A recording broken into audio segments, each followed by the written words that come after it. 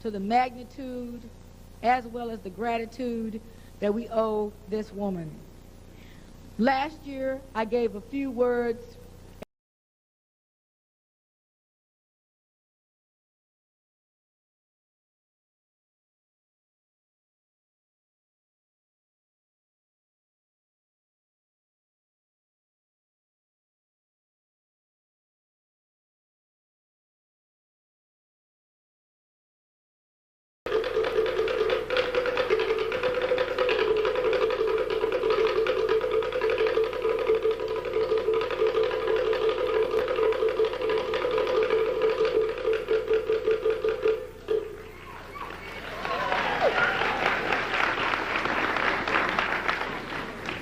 Good evening, ladies and gentlemen. I am thrilled to be here at the 4th Annual Melanin Conference. I hope my eyes don't look too tired. I was in New Orleans before, but here I am. I feel that the ancestors have been invoked this evening, and I feel that they have given me the charge, and they continue to give me the charge, to recruit for the Army of Justice, to recruit males and females and males that are going to take their melanin selves and lead this army that is going to end the greatest injustice that has ever been on the planet Earth, and that is the injustice of racism and the injustice of white supremacy.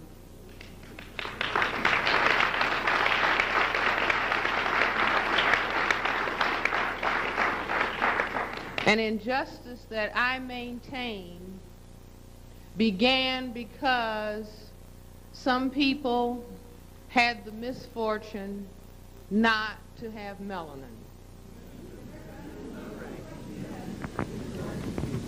I was going to entitle my remarks, "The Gold Mine of Melanin." There is a gold mine in melanin, but we have a problem that we have to solve before there can be the full expression of the power of melanin. And recently, I've got my board up here so I can go to work. Recently, I have begun to think about our task in terms of a pyramid. And really, we can call this army of justice, we can really begin to call ourselves the pyramid builders. And at the top of this pyramid, we have justice. And we've got this eye at the top of the pyramid. And we can talk about that in a little while. But I say that at the base of the pyramid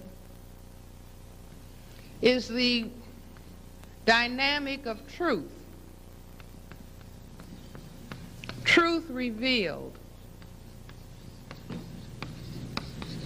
Truth revealed about racism and about white supremacy.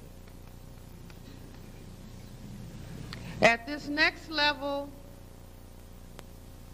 going up this pyramid, we have to place understanding.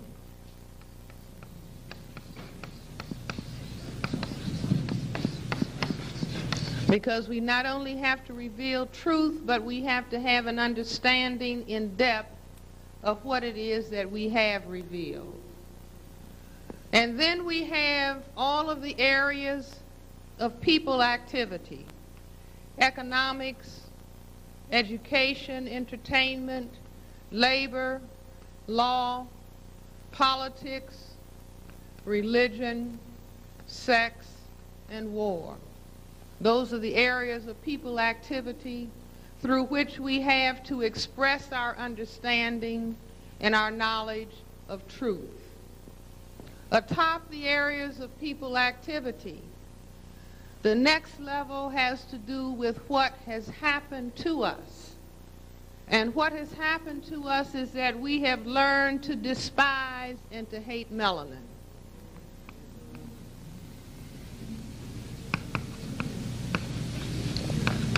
And as a result of that, we do not have unity and we do not have the force and power that we need to bring about justice.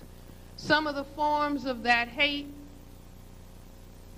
are reflected in patterns of behavior such as gossiping,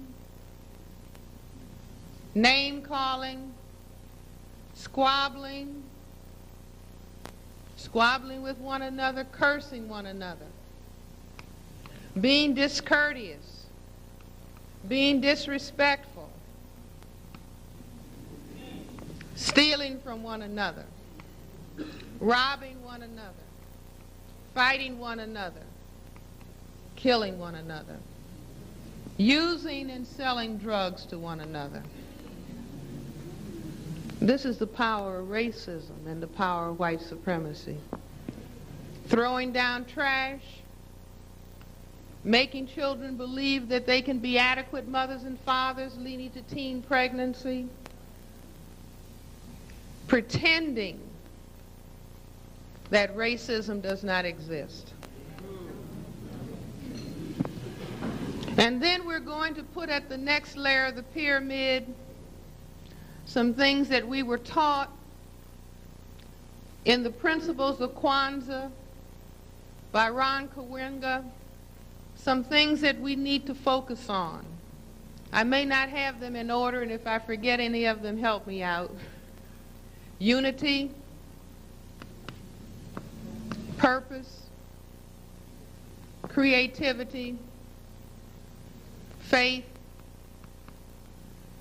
self-determination, collective work and responsibility, and cooperative economics. That's it, isn't it?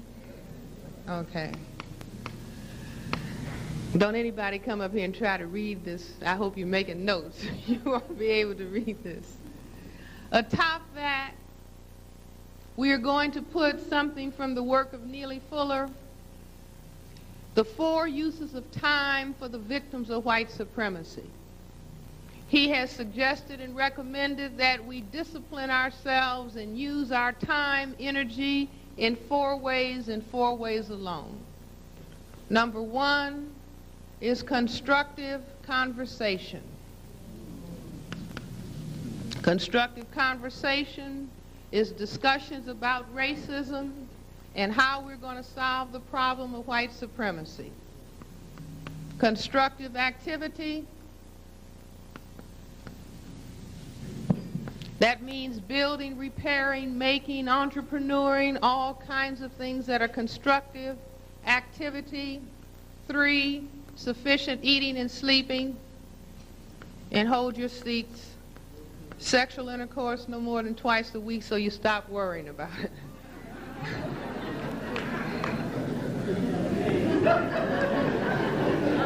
Is everybody with that?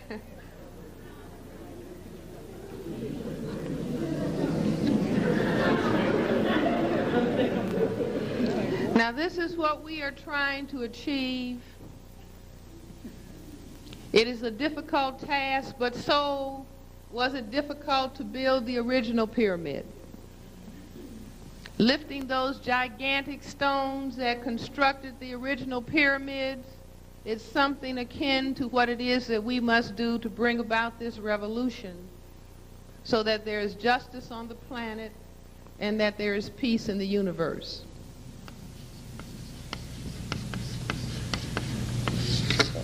I want this army that I am attempting to recruit to be able to go out, each and every soldier, to be able to go out into the world, wherever it is that they travel, wherever it is that they live, and to share knowledge and understanding of racism.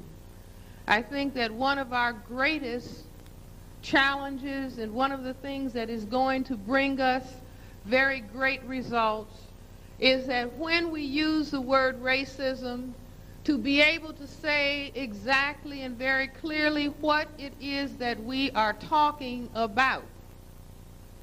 Simply to use the R word is not sufficient, because people will come along and say, well, you're saying that I'm racist, and I'm saying that you're racist. Everybody's a racist, right? No. Racism means white supremacy, and we can go on to detail it from that point. I say that racism is a global system of behavior organized by persons who classify themselves as white, whether consciously or subconsciously determined. The goal objective is for white genetic survival on the planet Earth and to prevent white genetic annihilation. Because on this planet, the vast majority of people have melanin in their skins, and they are black, brown, red, and yellow. All of those people are genetically dominant compared to people who classify themselves as white. Now that's very long-winded, but I certainly hope that we can begin to master that definition or some definition of racism, so that when we use that word, we can say, this is what we're talking about. And if you're talking to someone who classifies him or herself as white, and then you challenge them and you say, not a hostile challenge, an intellectual, analytical challenge, and you say, what is the definition that you are using? And if your experience is the same as mine, then they come to a halt. They are not able to succinctly describe what it is that they're talking about, but that does not stop us. Now, there may be some persons in the audience who haven't heard me talk about racism, so let me just drop back a little bit and share with you how I came to understand racism in the way that I understand it. I met Neely Fuller in 1967. Neely Fuller is a guard at the Bureau of Engraving in the District of Columbia.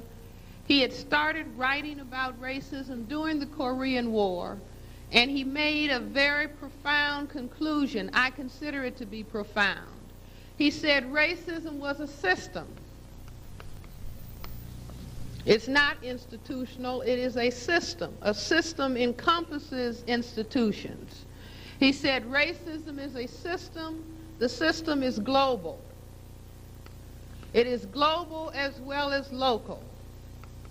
That means it can be here in Dallas or New Orleans, but it is also all over the world. There is no place on planet Earth where racism defined as white supremacy does not exist. It is everywhere. He went further to say, unlike Karl Marx, who said that economics caused racism, Neely Fuller turned that upside down and said that the system of white supremacy establishes specific patterns of behavior in all areas of people activity: economics, education, entertainment, labor, law, politics, religion, sex, and war.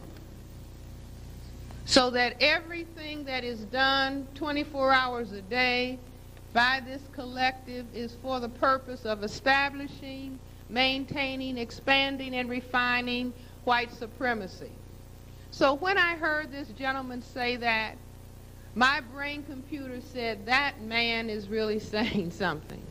And I wondered what would cause them to establish this behavioral dynamic, that it seemed the places that I had been on planet Earth, the few places that I had been, every place, this system was intact.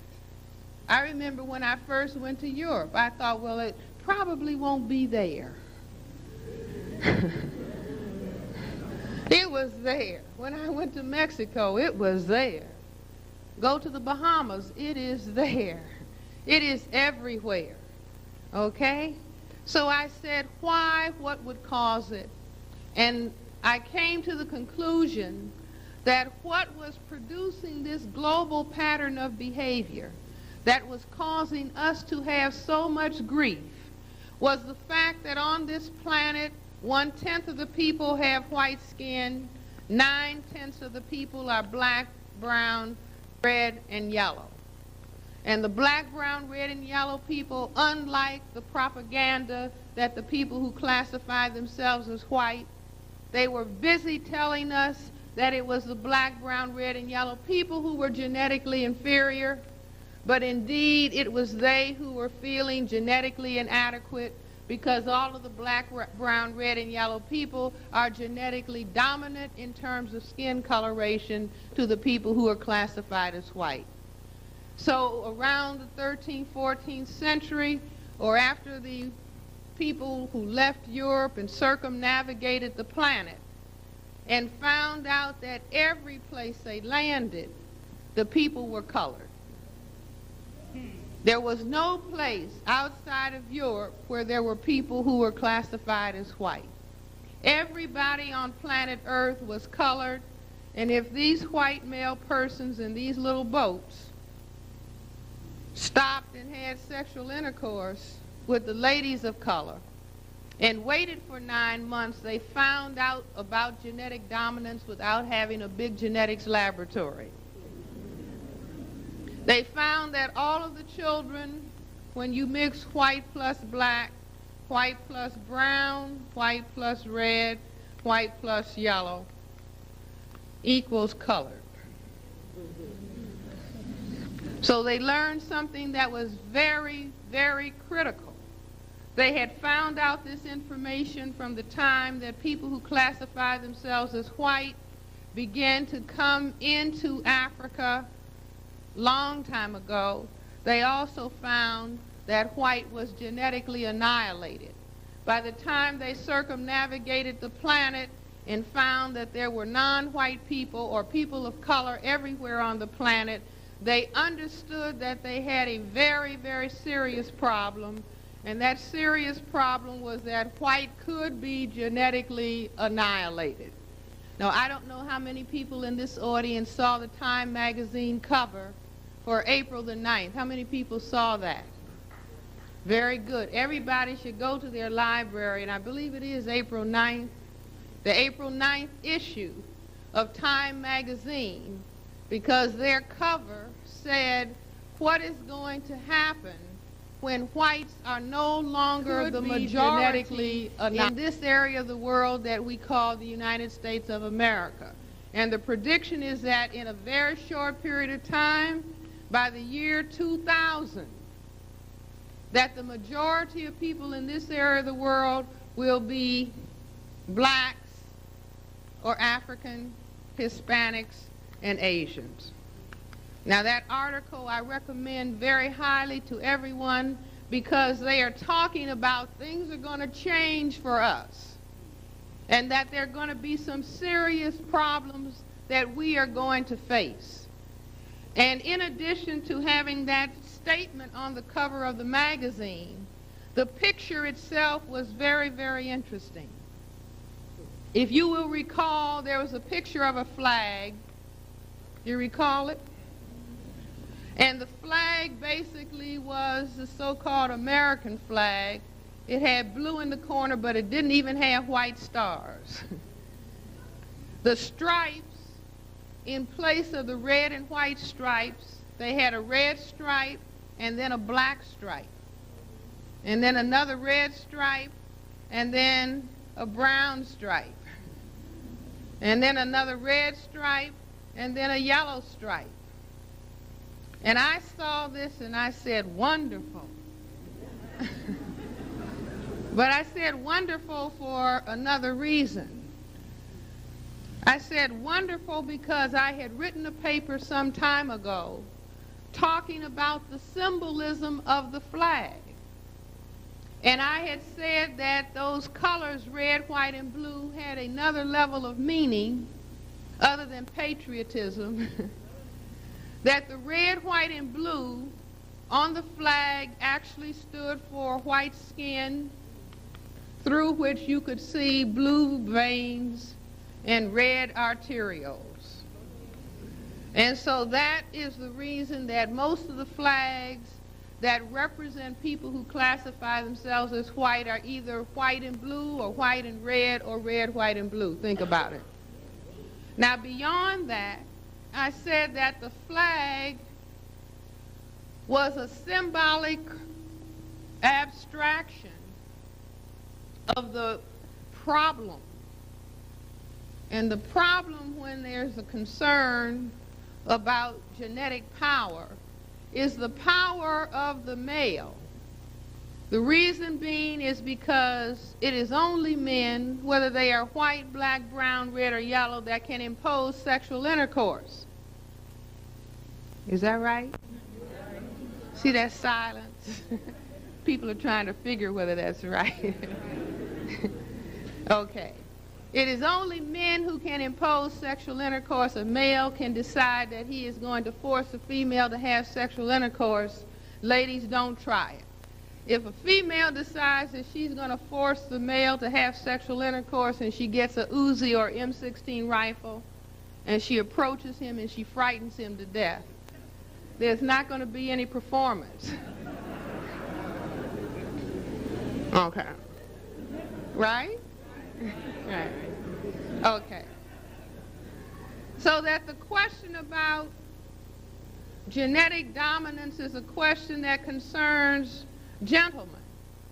And so I said in the paper that I wrote some time ago that if you look, that's the, head-on front view of male genitalia, but this is a lateral view. And if you make an abstraction, and the brain makes abstractions all the time, I guess that's a very good way that it can store a whole lot of data. And if you make an abstraction of the lateral view of the male genitalia, you have a flag. Can you see that? So that when the flag is red, white, and blue, it means that a testicle produces white skin through which you can see blue veins and red arterioles. You get it? So Time magazine just proved my point, and I was thrilled because they took the white out and put on the flag black, brown, and yellow. Do you understand? And I bet if I went and found that artist, he would say, no, that isn't what that is. Okay, but the ex-president, Ronald Reagan, in his past autobiography entitled, Where is the Rest of Me? That's the name of it. But he said that when he was born, he said his father was a first-generation black Irishman. But his father said that when Reagan was born, that his skin was white, his bottom was red, and his face was blue. And ever since then, the red, white, and blue has been significant and important to him. But can you see, I don't think he really understood, but he was saying that white, his father was so glad he was white, that is the significance. So all of the furor in the laws that they're trying to develop and pass about you can't desecrate the flag is a symbolic way of saying that you cannot castrate white males, which is why there was a song saying a long time ago, the old flag can never touch the ground. Because if the flag was indeed the symbol of the testicles, if a testicle touches the ground, it means that there has taken place a castration. Do you follow? Okay.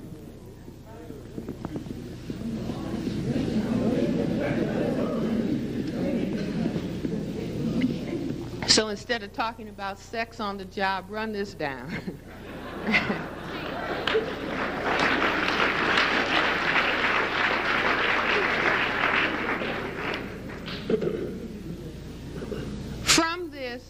From this discussion, I understood something that was very, very significant in our history. The lynching and castration of black men. And, you know, we haven't been able to talk about that out loud very much.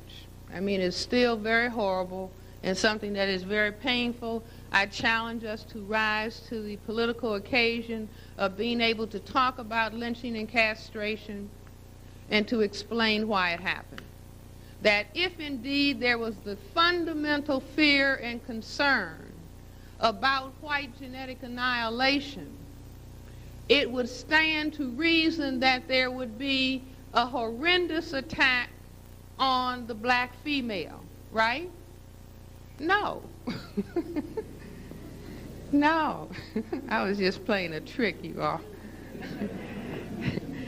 If there was concern about genetic annihilation on the part of the global as well as local white collective, then it would stand to reason that there would be a horrendous attack on the black male.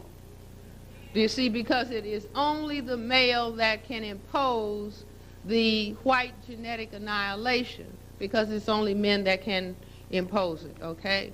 So that the lynching and the castration was the expression from the white psyche, from the white male psyche specifically, but there are pictures of lynchings where you have white females and children standing around the lynched black male, you see, burning body and cheering. There are also descriptions in which the people took the genitals home. Now, I won't say they ate them, but they took them home. You see, because there are some cultures where, to this day, people go in bars and eat the testicles of bulls. Bulls balls. How many people are aware of that or know that? Okay. Now, this is supposedly a particular male delicacy. I won't say for black males, but if we understand our ancient history, Osiris, the Egyptian god that has been described as Lord of the perfect black, the symbol of Osiris was the bull. Do you see? So when people are eating bull's balls, they are trying to ingest the power of the black male, okay?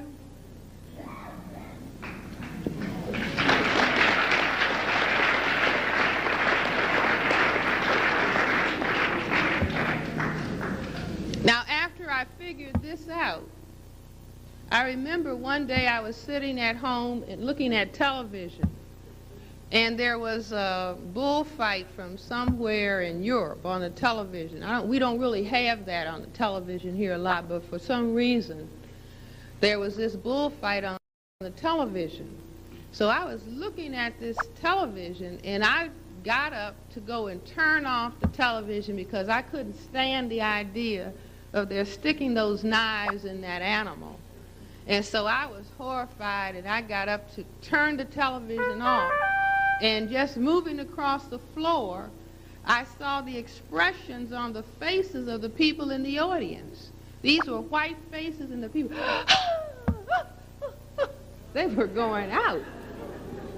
So I said, wow. You see, because their reaction was quite counter to what I was feeling. And so then I said, oh, wow. These bullfights have something to do with lynching. Because the same people that cheered in the lynching were cheering and going into orgastic spasms watching this bull be killed.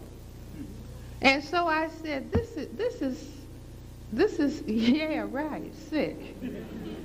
I said, this has something to do with black people. So I start, go to the library. You got to go to the library, go to bookstores, pull out books, stand in the bookstore, stand in the library, and let the spirit move you so you know what book to touch with your hand, because you don't have time to read all of them. And the spirit will lead you, right?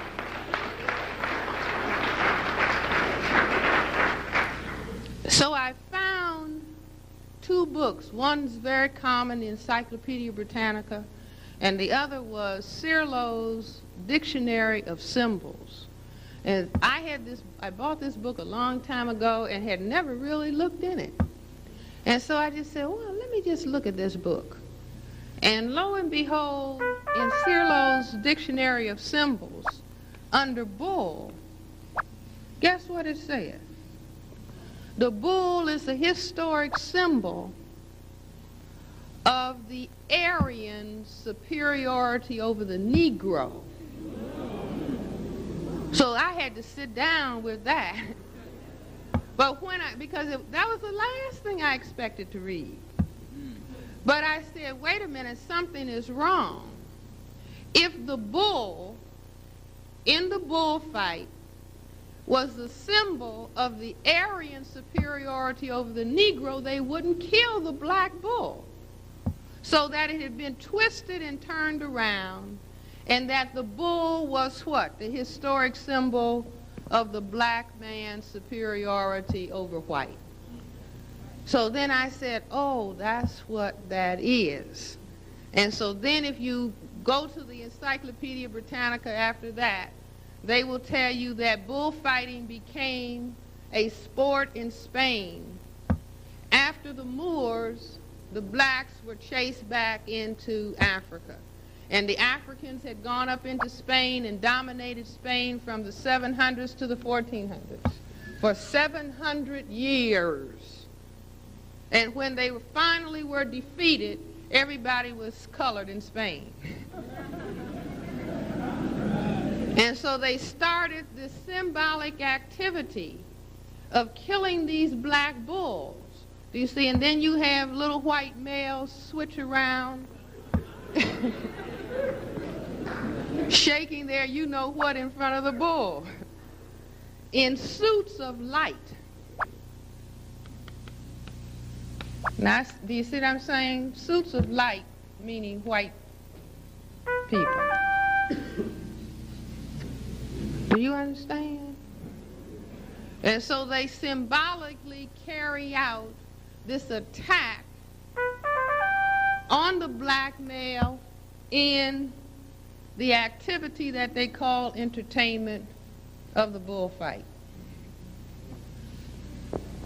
I also understood, if you begin to understand racism, not just they won't let me go to the toilet, they won't let me live in that neighborhood, they won't let me go to that school, that's the surface phenomenon of racism.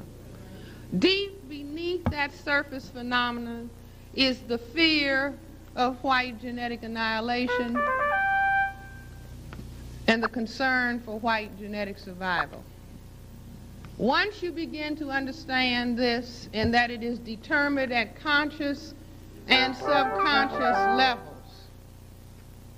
once you understand this, then a lot of things that you see around you every day will begin to be clear. Like I said, lynching will be clear. Eating chocolates will be clear. Is everybody into chocolates? Okay. The white supremacy, well, let me just back up and cover the tanning. Now, this is important. You see, this is important because we have been taught to what? Hate melanin. We have to be honest. We hate melanin.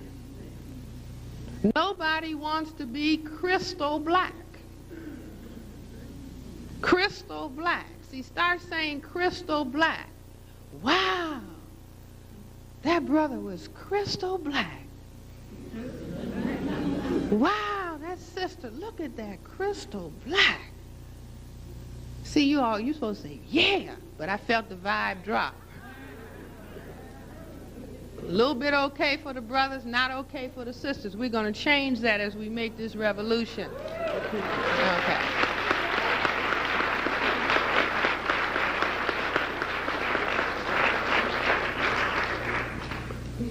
Get this understood. All of the colors are fine. But we have been taught to hate the basic color. And the way that the universe works, there's no way that we are going to find the secrets of melanin as long as we hate melanin. You cannot define the meaning of melanin and simultaneously hate it. So we have to really get on top of that. But tanning,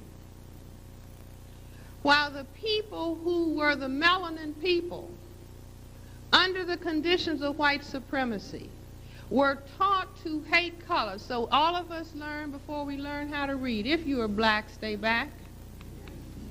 If you're brown, stick around. If you're yellow, you're mellow. And if you're white, you're all right. 1990, they have tested black children and found that if you give a black and white doll to black children and ask which one do they want, they will select the white doll, and this is 1990. Now, don't feel bad about the children. White supremacy is just riding on. If you look at television all day long, you're going to have to jar your brain to get white supremacy images out. Because all we see is white, white, white, white, white, white, white, white, white, white, white, white, white, white, white. And if a child watches the television and the child never sees his or her image looking intelligent, then the child doesn't want to be that which never appears on television. Do you see? Or the child doesn't want to be that silly-looking person that they throw in, an occasional black, or an occasional black male child that's got his hat turned around backwards. So we have to get into understanding what a turned around backwards hat means, that you don't know which direction you're supposed to go in. White supremacy understands that. That's why you will rarely, if ever, see a white male child or a white male with a hat turned around backwards. Turned around backward hats are for us, okay? But children don't want to be it because they don't see themselves on television. In addition to, this is a global system of white supremacy. The language itself teaches white supremacy. So you can watch a black weather person say it's going to be a black day today. That means it's going to be thundering, lightning, raining, hailing, everything that you don't want to face. That's supposed to be a black day. Or the stock market falls and then they say it was Black Monday or Black Tuesday. And then we'll go around and repeat, yes, it was Black Monday. That's what we have. The language under white supremacy teaches white supremacy, and so we have to systematically go through and pull out those things that are against us in the language and begin to turn it around.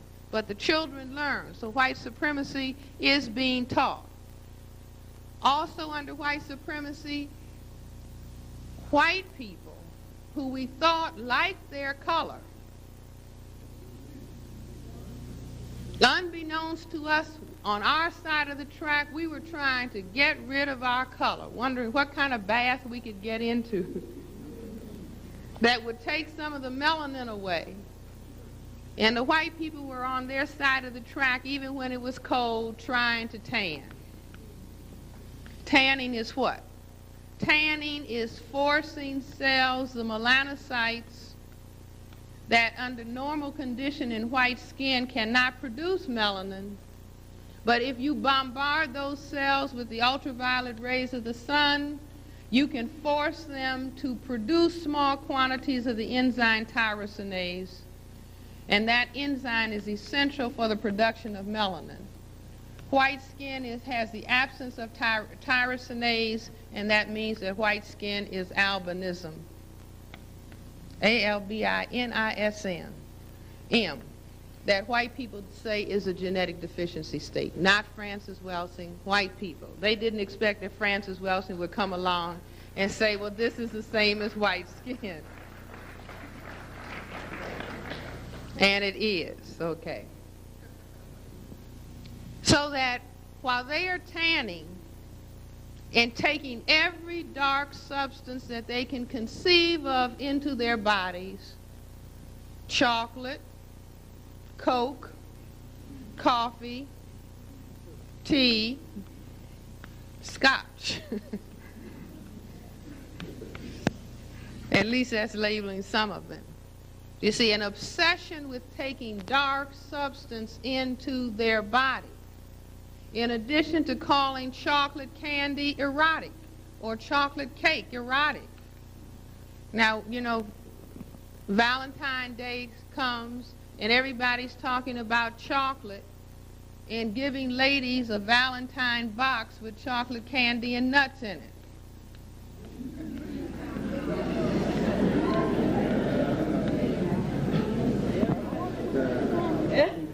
See, in black ladies, we're so busy being white ladies that we didn't realize we already had the chocolate with us.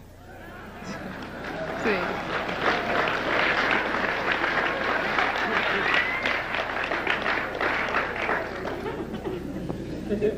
A long time ago when I was in Germany, they had a candy, their favorite candy was some little chocolate babies that were called nigger babies. That was a favorite candy in Germany.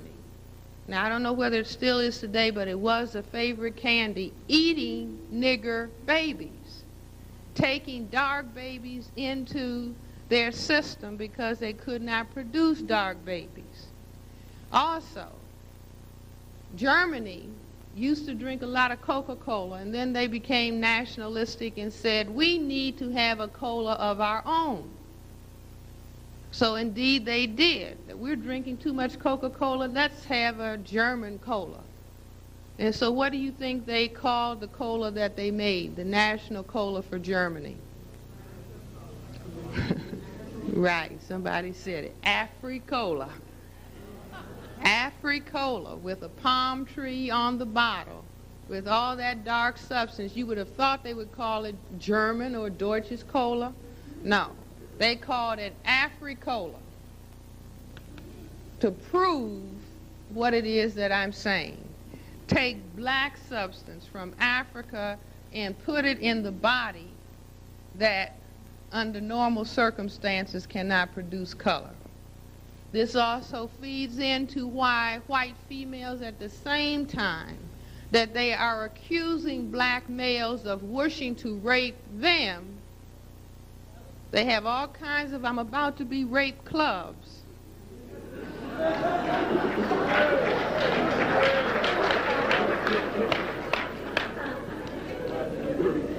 Now don't misunderstand me. I am definitely not in support of any kind of rape, but we're talking about behavioral phenomena that goes on in the white supremacy system and culture.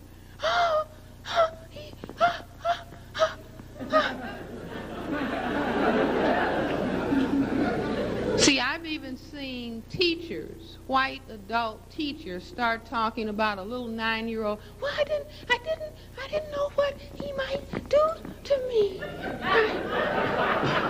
I mean, he's a little boy. You see, but this dynamic goes on. But what is underneath that dynamic is when they are asked to describe what is their ideal mate, what do they say? Tall, dark, and handsome. So who is attacking who? Okay? Tall, dark, and handsome. And that's why all of their idols, Rudolph Valentino, the Sheik of Araby, that's what they called him. The matinee idol and the lover, he looked like a non-white man. Elvis Presley, where people still line up and go to his grave. Why? Because he was a white male with dark hair who could move his hips like a black man and sing like a black man.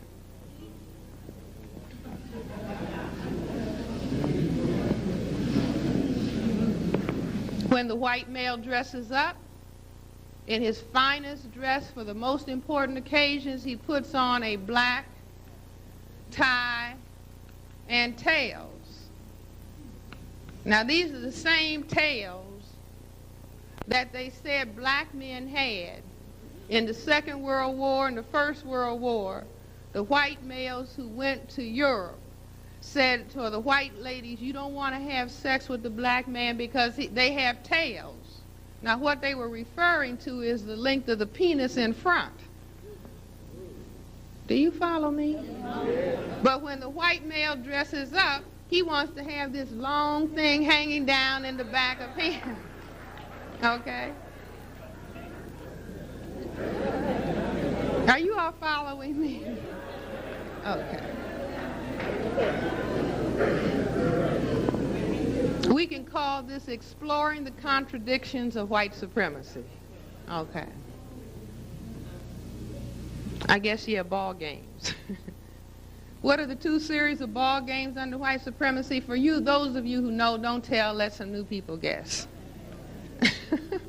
What are the two series of ball games in the white supremacy system and culture?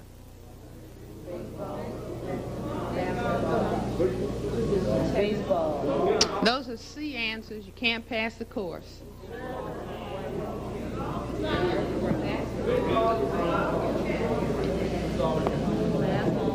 Now remember, this is the key. This is the key that you have to keep in mind. The key is male genitalia, and the real key is black male genitalia. The concern of the entire white supremacy system and culture revolves around this issue. Okay, what are these things called? Testicles.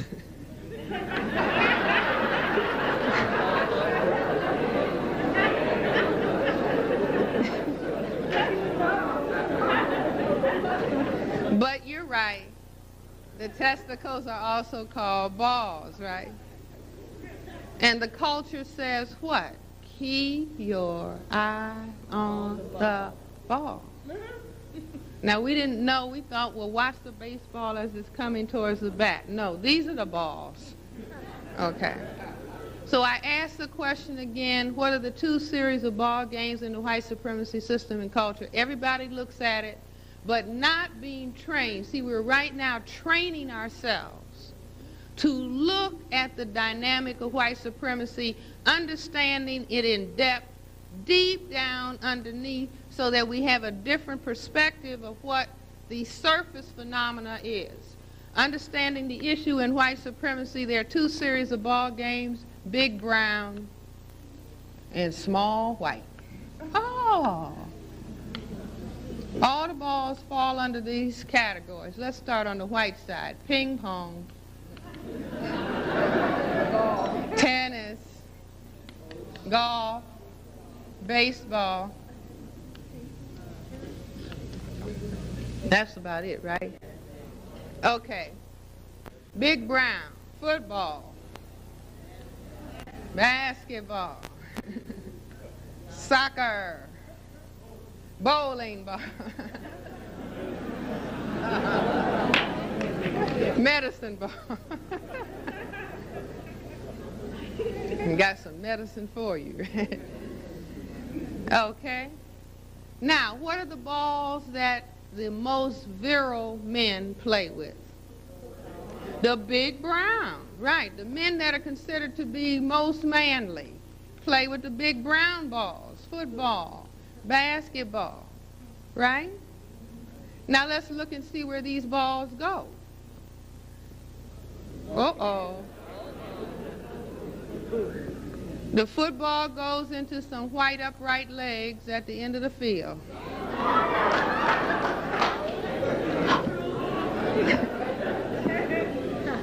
The basketball goes into a white net. And then on the side, we have these little white dancing girls in short dresses. Oh. That's right. Oh. And hardly a black girl can get on the team, right? These are the ladies who say that their ideal mates are tall, dark, and handsome. Do you follow? They are really playing out before the black men begin to dominate, and I said it's no accident that they would dominate the games that have the big brown balls in it, okay? But before they really wanted to let black men play, then white males were playing with these big brown balls, pretending that they were the tall, dark, and handsome persons that the white female said that she liked best. Okay. The small white balls. What is the game that the most powerful white men play? Golf. And what happens to that little ball?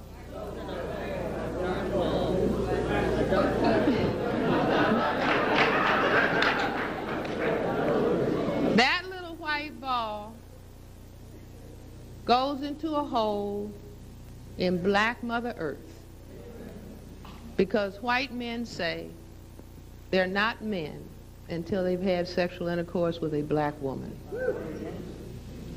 Do you understand? So there they stand, long stick between legs, trying to put that little white ball in a hole in one. Do you follow? Everything is racism. What are the two series of smoking objects in the white supremacy system and culture? No, come on, I've told you. See, keep this in your mind.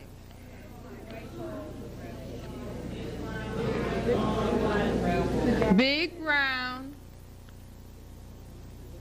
and small white. Big brown, cigars, pipes, and Moors. They say they taste better. Small white, cigarettes. And what is the slang for cigarettes? Fags. See, consult your dictionary. I don't make any of this stuff up. White men said that the cigarette compared to the cigar was effeminate. Do you understand?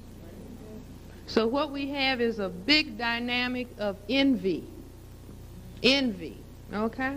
The men that are considered to be most powerful smoke what? Cigars. The men that are supposed to be most intelligent smoke pipes. So that at the same time that black people, because right now we have the disease that is killing us of black self-hate in a culture that really admires black. Do you see, if the man that is supposed to be most intelligent smokes a big black pipe, and the one who is supposed to be most powerful smokes a big black cigar, they are paying tribute to the black people of Africa, and the black men specifically. Do you understand? Just like if somebody is supposed to have knowledge, then you graduate in a black gown and a cap. If you are supposed to know about God, then you wear a black robe. If you are supposed to understand justice, you wear a black robe. At the same time that they have taught us to hate black. Those of us who already have the black mantle of melanin, all right?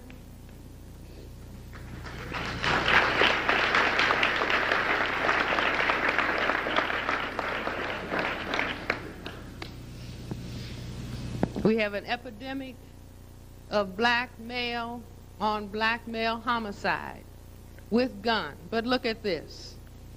This is the issue. If we turn that around, or we're looking at the lateral view, and we turn it around 90 degrees, we see this, and what is that? A gun. And what is the gun called in the white supremacy system and culture? The great equalizer. The reason being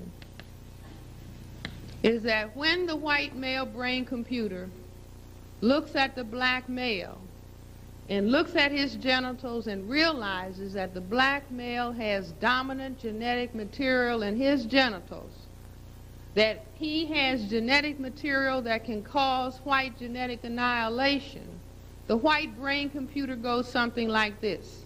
He has weapon that can annihilate me. Must create weapon, can do same thing. So he creates the great equalizer. The gun can kill black men because the white supremacy system and culture realized that the black male had genetic material that can cause white genetic annihilation, which is what they consider to be white death. Do you understand? So we go from that to having what? Justifiable homicide.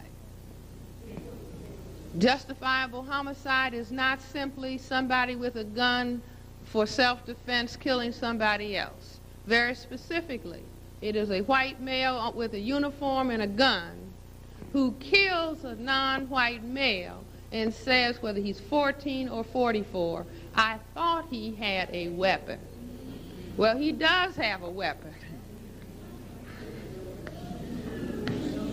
But he did not have a knife or gun. But just that very perception that the black male's genitals has the power to cause white genetic annihilation produces the conscious or subconscious attitude of justifiable homicide. You with that, right? Yeah. So I think that it is important, it really is important, I would recommend what you think about it, that we have dialogues instead of, because almost every month some black male is being killed, whether it's 13-year-old somebody or 18-year-old somebody, and then the black people get angry and we start fuming and carrying placards. I would say it would be much more effective to hold a press conference and say this is abominable activity, but we understand why it exists. You see, and begin to talk about the fear of white genetic annihilation in the thinking of the white collective, okay? Now, when we understand this, we will begin to understand this horrific attack that is on black people in general and black men in particular, because it has everything to do with what is happening to us in our families, so-called, in our communities, so-called, and what, in the schools and everywhere. Here's the black male and the black female. You know, we're always talking about black male-female relations and how we have to understand each other more and be sensitive to each other.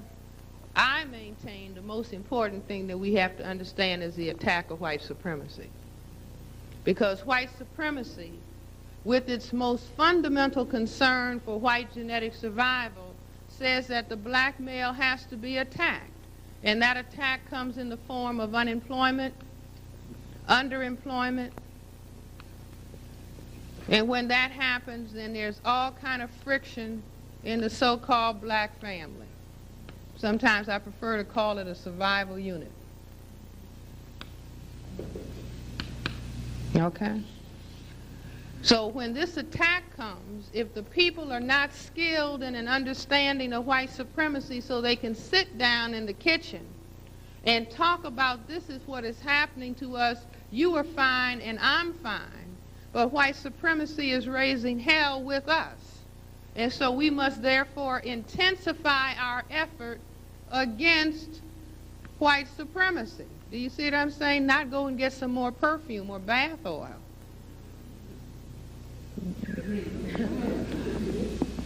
You see why? Because this is a war. This is a war. This is Lebanon.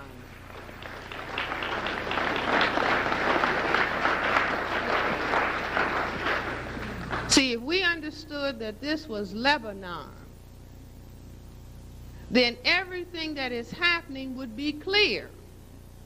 But as long as we don't want to face the fact that this is war, white supremacy is war against non-white people, most specifically against black non-white people, because black people have the highest level of melanin pigmentation production that can most effectively cause white genetic annihilation.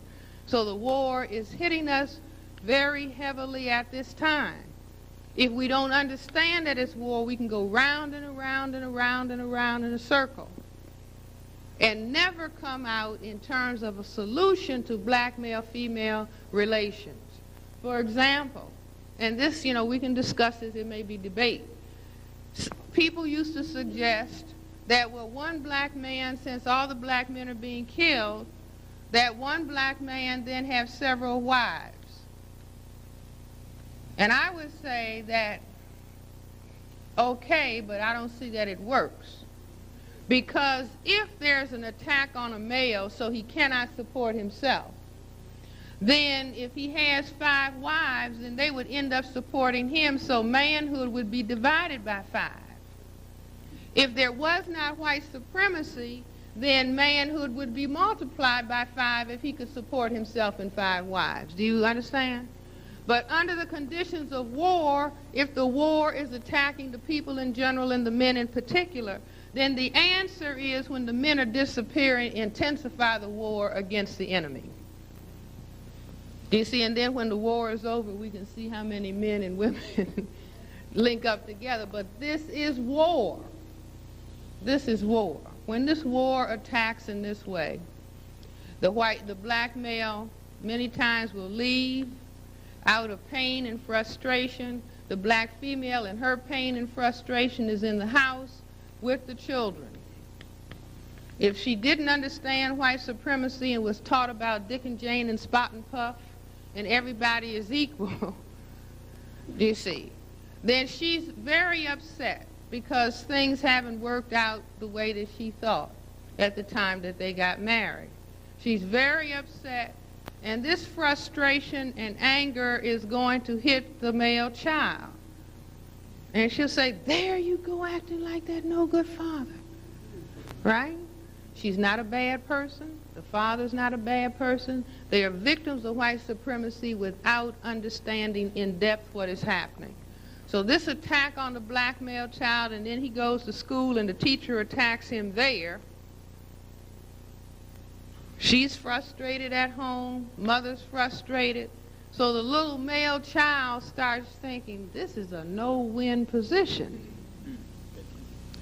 Mother, will you please put some fingernail polish on my nails? Put some curlers in my hair. Let me wear those earrings. And white supremacy is standing on the sidelines cheering. Do you see? Because if that is intensified, then the situation will move from passivity to effeminization to bisexuality and homosexuality.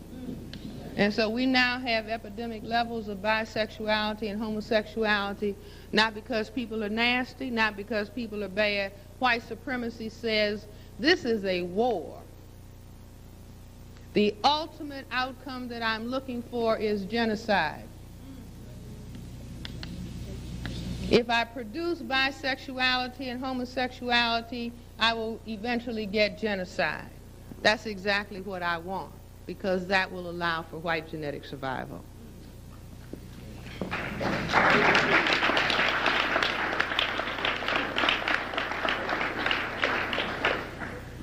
Or we can go another route. Mothers at home with the children, black male child, black female child, mother's unhappy and depressed, the children are unhappy and depressed. The little boy, somebody says to him, here, I have this will make you feel good. And so white supremacy has put the drugs out here, knowing what is happening. So they put the drugs out here so then he can go to step 2.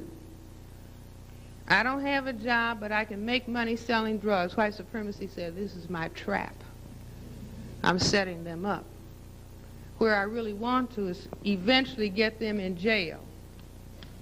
If I have them in jail, then I'll run the South Africa game. In South Africa, the men are in the work camps, and the women are in the Bantu stands, and here the women are in the projects, and the men are in jail. They're not together, and so that also amounts to genocide. Do you understand? White supremacy is a gigantic, sophisticated system for white genetic survival. It is not a joke, it is war. We can win a war if we can decode the plays. White supremacy also said If I leave the mother alone, she's overwhelmed, the children won't get sufficient emotional support, I can produce sex obsession. See how quiet it got? Even the breathing stopped. See, we're making this thing scientific. They're going to look up and we will have solved this problem. Okay? If you deprive children of adequate lap time, you saw the little baby that was up on the stage? That little baby is real cool. You lift it up in the air and it doesn't even make a whimper. That's because that baby has a whole lot of lap time. Parents stand up and take praise, okay? But if you don't give children, and it's not because parents are bad, it is because we are under the horrendous stress of war. And if children do not get their emotional needs met, then they're moving around and walking around and something is missing in the area of the solar plexus. And so here's one child and then somebody else next door has the same problem, then they will meet under the porch and have sex, trying to get a sense of human closeness that the white supremacy dynamic deprives us of. For example, if we just go back, 6, 8 generations, we were smack into the slavery phase of white supremacy. The slavery phase of white supremacy was, black lady, you're going to take care of the white baby. Now put that black baby in a box out in the field somewhere. You are nursing the white baby. So nobody was getting their dependency needs met, and that was handed down. Beyond that, white supremacy said, Hattie, I want you to have another baby because I need some more slaves. So Hattie was breeding. That was the old-time white supremacy dynamic. The modern white supremacy dynamic is welfare. Hattie, I'll give you a little bit larger welfare check. Just make another baby. I know you cannot take care of them. I know you cannot meet their emotional needs, so whether we're in formal slavery or the modern welfare state, we are going to produce inferiorized people. Do you understand what I'm saying? Because if you pile children one on top of the other, you're going to produce somebody that is vulnerable to drugs, alcohol. White supremacy understands this. You see, white supremacy does studies. The more children you have, the lower the IQ level of the individual child. They know that. But this is about what? White supremacy. And it really is about genocide to a certain extent, but you cannot be superior unless you have people around you who look inferior to you. So you don't get rid of all the people. You just get rid of enough so you don't have a problem, but you want to keep looking at them and say, look at that, look at them. Yeah, look, see, I'm superior to that, look at them. Now this is the game that we, have to outsmart. So, what do I propose? Because we are in a giant chess game. And I think that chess is a very excellent analogy to white supremacy. Why? Because in chess, the white side always moves first. So that means that they're playing offense, defense, and black has to play catch-up defense, offense, right? But that's okay, because you can win from the black side of the board if you understand the game. So, I propose crest chess. That's like laying out the chessboard for an understanding of white supremacy. So you put white on this side and black on this side, and instead of having 8 rows, you try to put 9, so you have economics, education, entertainment, labor, law, I got more, politics, religion, sex, and war. And so this is under sex, if you will.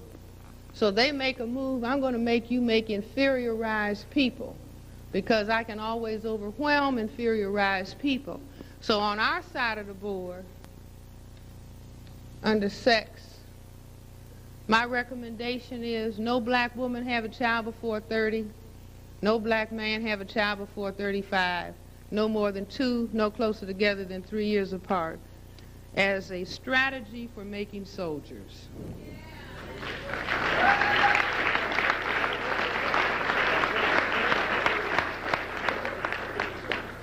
See, have some old parents. See, that's like you can tell little children who have been reared around their grandparents. There's a difference between somebody who is 14 and somebody who's 34. Make no mistake about it. They would prefer, and this is interesting, this is so interesting to me, after I started talking about this 30, 35, no more than 2, no closer together than 3 years apart.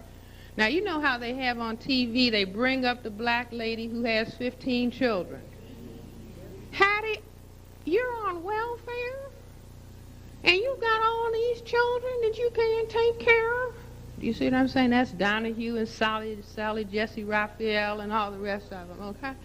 So Francis Welsing comes along and says, black people no more than 2, no closer together than 3 years apart. You would have thought that they would have put me in all the newspapers. What begins to come out in the newspapers? Recent study, we think it's all right for the black teenager to have children. That this is an all right solution. No. Do you see what I'm saying? The minute we begin to figure out some plays that'll work, they try to take us back to checkmate. I found that absolutely fascinating. There they were talking about no teenage pregnancy, and the minute we say, yeah, we're going to adopt that strategy to make soldiers, then they will put in the paper some study that says, oh, it's cool if the children have children. No, it is not cool. Okay, it is not cool because somebody who is a child cannot teach emotional maturity. You have to have emotional maturity to fight a war.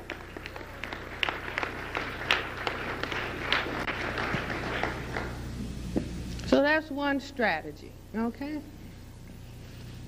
Let's go back to this chess game. Chess, to make a long story short, is about white king, checkmate black king.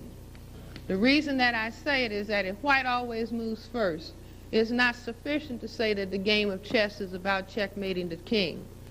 White is making the aggressive or the offensive attack. So the game has to be about what? White king checkmating black king, right? So this is the same thing as white genetic survival, the war for white genetic survival.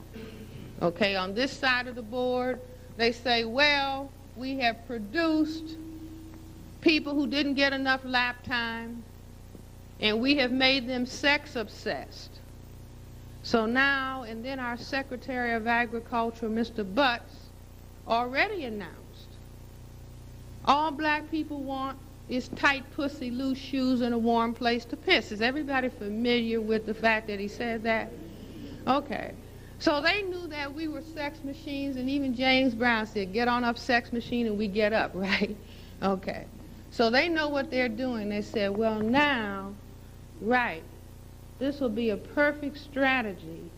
We will make a biological warfare weapon that is sexually transmitted. They are so sex obsessed that they'll be saying, I gotta have some, I don't care. I'm not using no condom. Do you all understand? See, they make us, and then they make the weapon to destroy what they've made. But then I found out, through a little book that I found in 1987, that was published in 1969. It was a book done by some people in Britain called A Survey of Chemical and Biological Warfare. And in that book, God led me to the little bookstore, led me to turn immediately upon opening the book to the page that discussed vervet monkey disease. Vervet is Latin for green. You know that green monkey they say was in Africa and started the whole thing? That was a lie. But the vervet monkey disease that this book talked about is described in this way. A disease unlike any other organism, unaffected by any antibiotic substances known, can become an infectious disease in man, can be transmitted venereally, that means sexually, candidate for biological warfare. Do you understand? The book was published in 1969. When I mentioned it to people in New York, go to the publisher, get as many copies as you can, I understand that they were told 1 copy per person, then people had to sign their names to get copies, and now you can't get the book. Do you understand? Warfare. Under the 8th area of activity, that's cocaine, crack, marijuana, ice, or whatever they're going to invent next. Do you see? Just like under sex and war, they're going to put out a new virus called Ebola, E-B-O-L-A. And we're supposed to believe, oh, this is another virus out of Africa. Oh, just imagine, another monkey is making this virus. Right. Don't you believe it? Every time another virus comes out, you say biological warfare.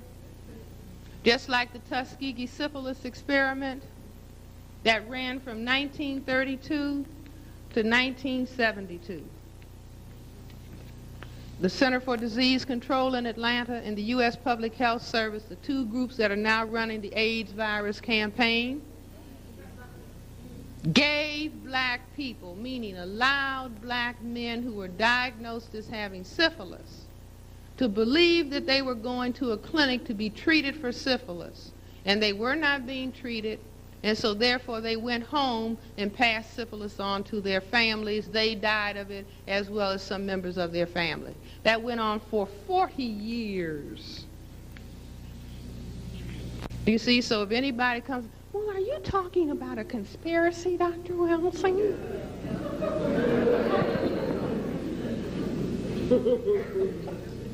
See, I don't say it's a conspiracy, I just say it's a plan.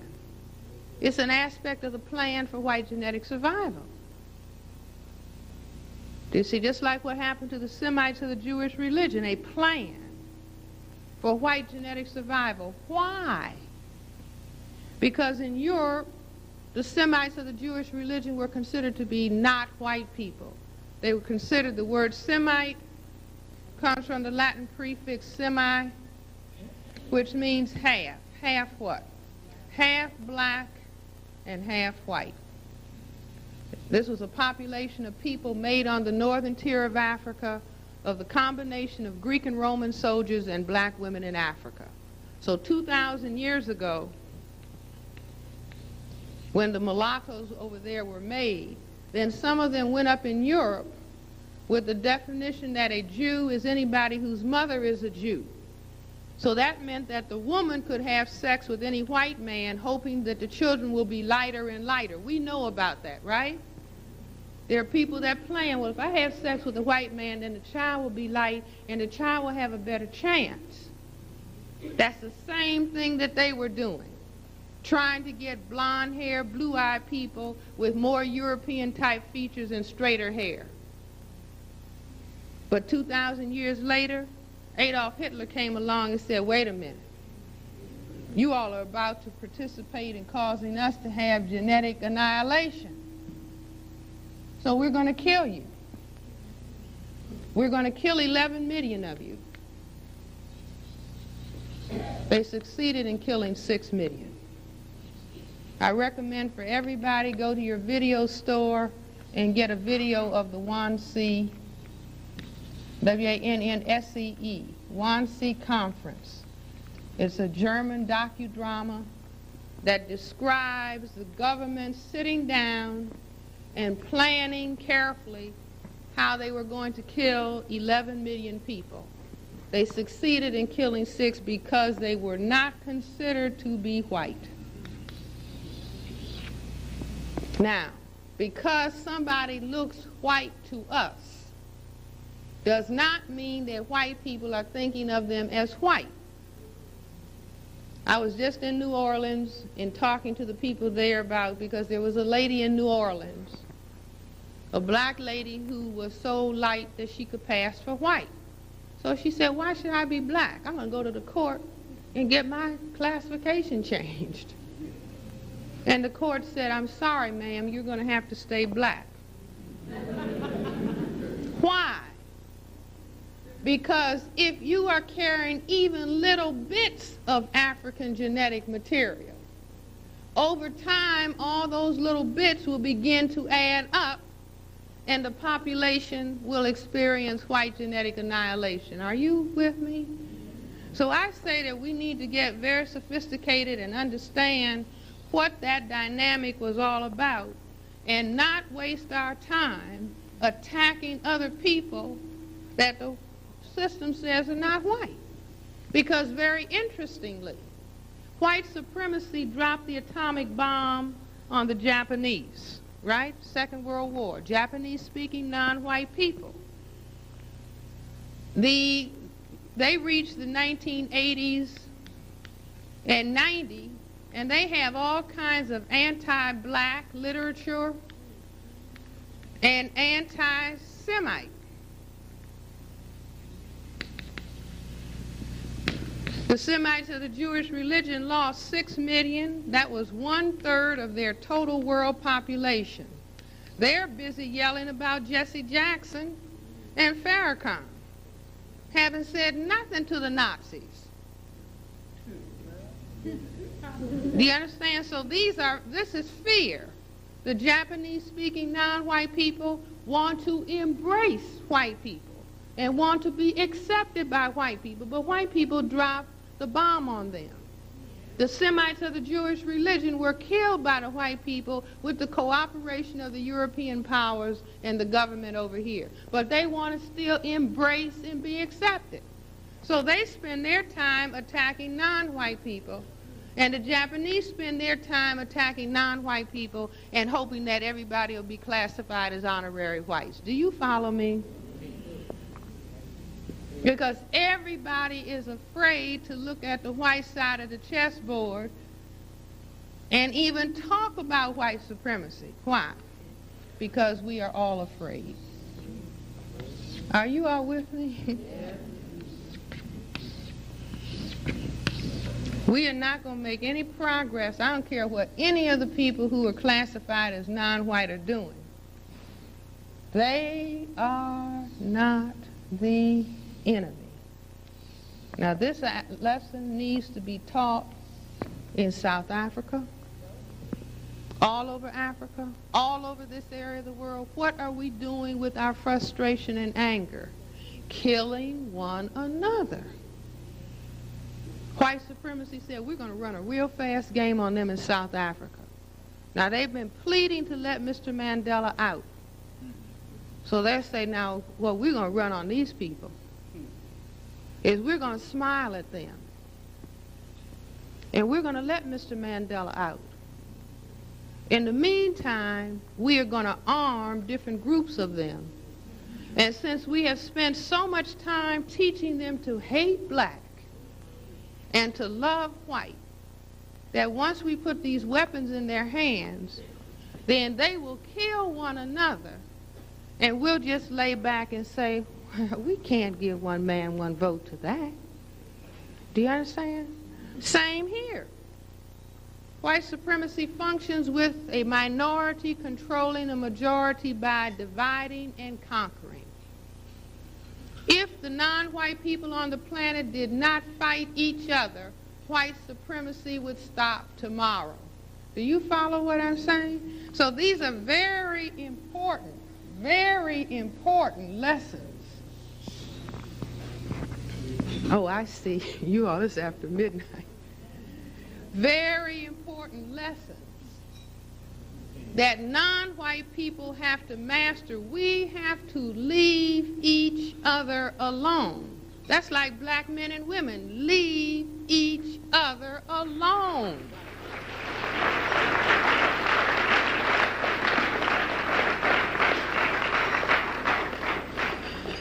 See, because what we do, being afraid to face this side of the chessboard, we dump our frustration and anger on this square attacking this square, or this piece attack that piece. Do you see? And we have the illusion that we are into something and solving something. The only way that we're going to solve something is to direct our attention at white supremacy, even if we have to sit and look at it and say we're afraid. Well, you're afraid, so what are you going to do? Well, we don't know. We are not going to do anything because we're afraid right now. If we get over the fear, we're going to start looking in this direction. But this is absolutely critical. Absolutely critical. Don't get on any TV programs arguing with other black people.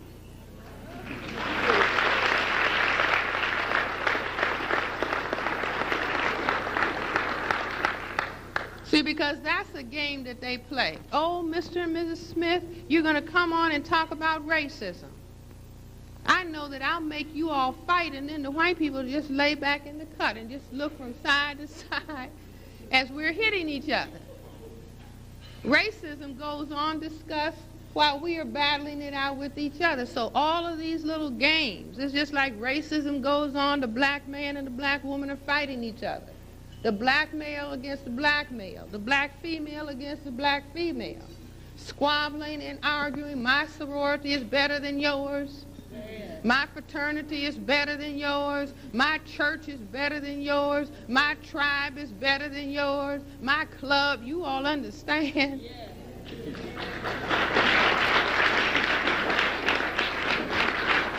My car is better than yours, it'll run faster, it costs more. You see, all these little things that we get all caught up in as though it means something, so we don't have to look at white supremacy. And this is the fuel that keeps white supremacy moving, because figure, fewer than 1/10 of the people on the planet, how can they hold down all of the people? No, they have to make armies of the non-white people who are willing to fight and kill and name call and focus on one another. And they can do that day in and day out and day out and day in. So I say that our responsibility for the 1990s and moving into the year 2000, that we have to understand white supremacy, what it is, but then we have to go to this level and begin to deal with the behaviors and the activity in the area of black self-hate or non-white people self-hate all over the world. The people in India, you're light and I'm dark. You see, and so we're going to be in different castes, and my caste is better than your caste. We've got the same foolishness going on here. White supremacy set it up. That's why white supremacy will move amongst black people. The white male will have sexual intercourse or rape the black female and start making a whole lot of lighter colors. Then telling the lighter colors that you're closer to white, and so you're better. And so now you all squabble and fight. These are tricks of white supremacy. So South Africa says, well, we have a colored population. See, and if white supremacy gets real swift, they'll start lining up the people based on color and say, well, you actually, our anthropological studies tell us that you're not quite black. And so you can reclassify into group K1324. You see what I'm saying? They'll run that. You will have a better chance to get a job. Your job will not be taken by the Eastern Europeans who come over here. Do you all understand? Any little play, we have to say, oh no, we're not interested in that trick. We know what that trick is.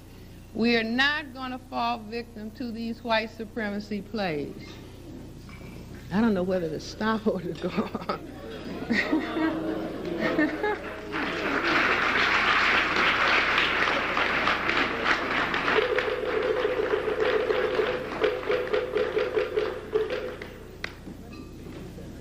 See, but what we are trying to do, what we are trying to do is move on up this pyramid and become pyramid builders, but we're right here in the middle, right? At this very critical layer But if we decide, if every individual black person, if every individual person of African descent, since we are the mothers and fathers of all of the people on the planet, and so we should be the ones who say, we'll lead the way. We're going to show all of the non-white world how to bring justice to the planet. And so we don't have to join any club, but we will start engaging in these exercises of not name-calling one another, not squabbling with one another, cursing one another, being discourteous and disrespectful, not fighting one another, not killing one another, not throwing down trash, not having children think they can be parents. We can lead the way so that all the other non-white people, well, we might as well follow our black parents. See, we might as well let them lead us to justice. And then this thing up here, this all-seeing eye, I believe that that is going to open up and begin to give us the power that we need to finish off the injustice and the evil of white supremacy. Now, I'm not talking about killing white people. That's not necessary. Because here on this planet, that tiny minority of people, fewer than 1/10 of the people on the planet, that they now have overwhelming power because the non-white people are neutralizing one another. But if the non-white people start focusing in on white supremacy, then they will surround it with their eyes, and it won't be able to move. Can you see that? If everybody is focusing and looking at white supremacy, it'll be just like a grandparent casting that eye on you, and you got to shape your behavior up. Do you understand? They won't be able to make a devilish move.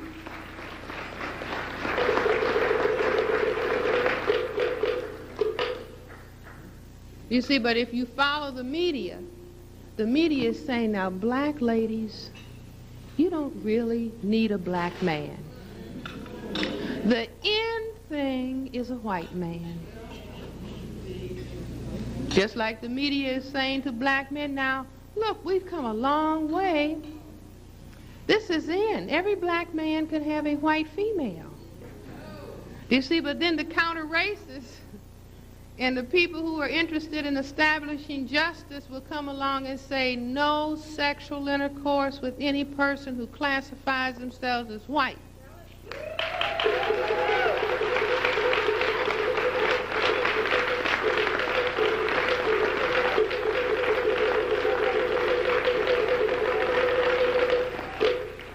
Until such time that white supremacy is eliminated on the entire planet. Now, if you think that that doesn't mean something, I gave a talk some time ago at Washington State University in Yakima, and it was a large white audience.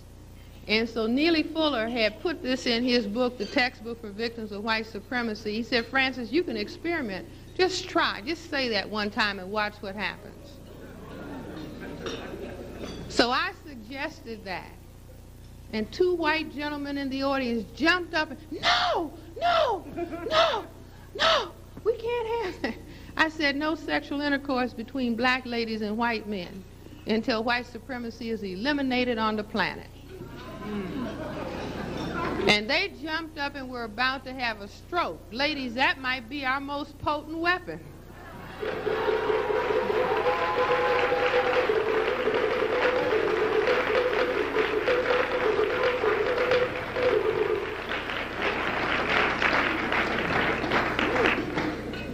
Like I was just telling Sister Keffa, a young lady that I know, she's 26 years old, and she's in law school.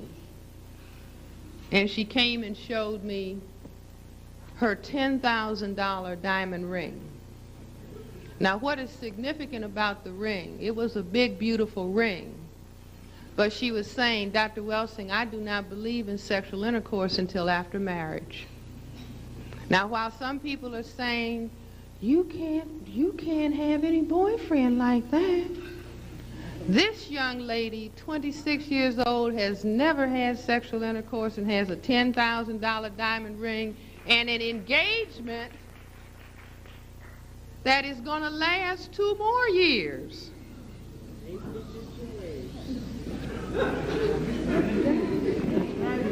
Now, brothers, don't get upset with me. But see, we're trying to build a pyramid here.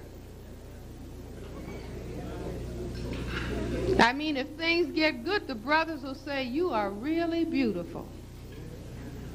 You're the finest thing.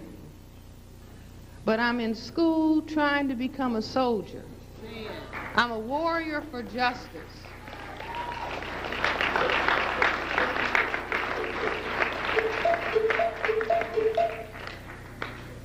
And then the people will start saying, uh-oh, we are in trouble.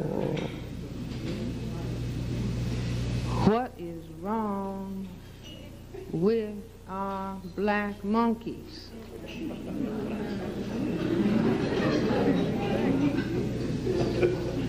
Think of all the money we spent to get them in that shape.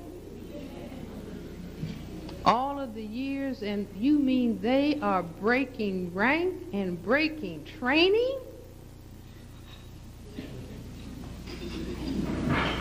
Where are they?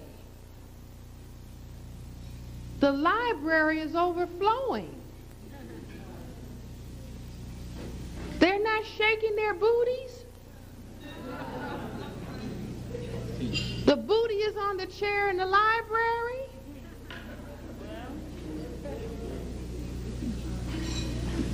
They're flooding the libraries.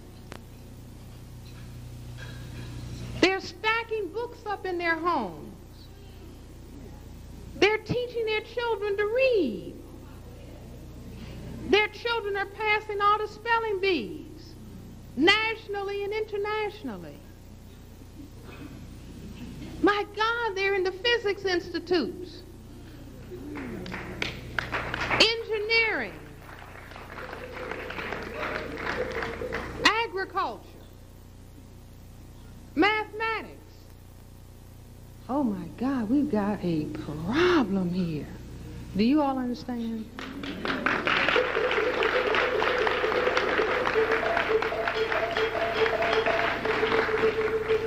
We are going to change this world.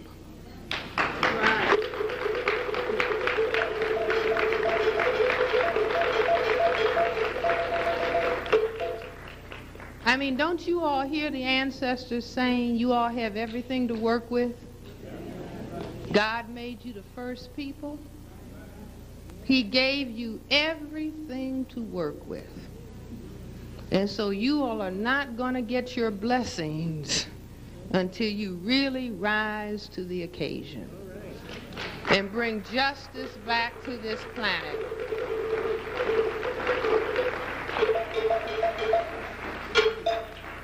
Now that's what I hear. That's what I hear. You know, every time we say club or sorority, we ought to be saying army. Yeah. Yeah. We should all be talking to each other about assignments. What is your assignment, Francis? Are you on your assignment? Nothing is more important than the army of justice and our individual assignments. Now, we can have some material things, no problem. As a matter of fact, we should give up the concept of being poor. Yeah. Poverty. Do you understand? See, we've got that poor, dilapidated, falling apart. We should have in our minds wealth.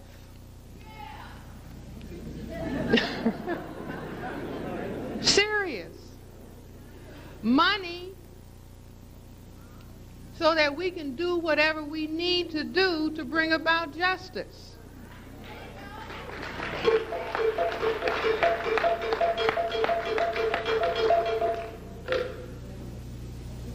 I was reading a book about the subconscious mind and putting material in the subconscious mind.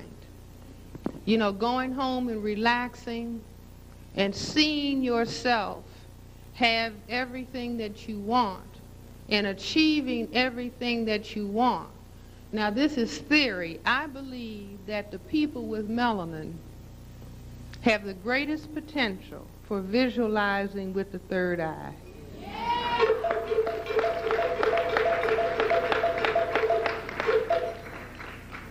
What's that young man's name who can fly? Jordan? And all those other young men that say they visualize the move, right? So we're going to go home and we're going to visualize justice. Do you see, we're going to stop talking about, oh, it's so hard, we can't, I don't think we can do it.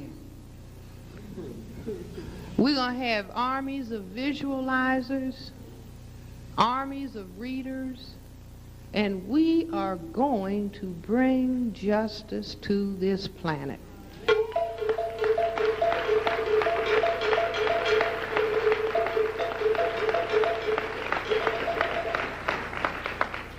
Now, you know how some other people gave themselves 10 years to get to the moon? While we said, oh, no, you can't go to the moon. They visualized it and went to the moon. Just like we say, well, we are a so-called minority. They are a minority.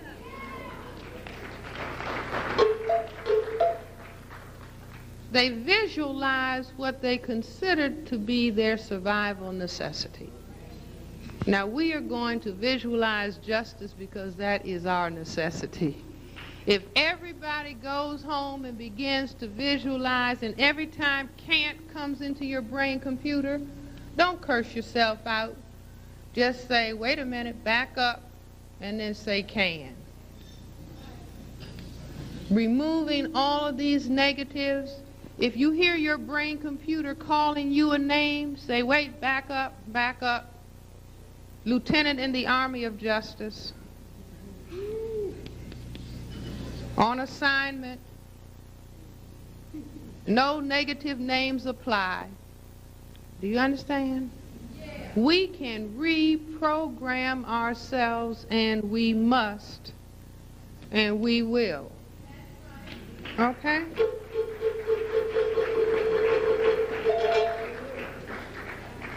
See, it is wonderful to hook up in relationships, but as long as white supremacy is saying you can't have any permanent relationship unless you smash me. So what is our answer? Well, I guess that's what we'll have to do, right?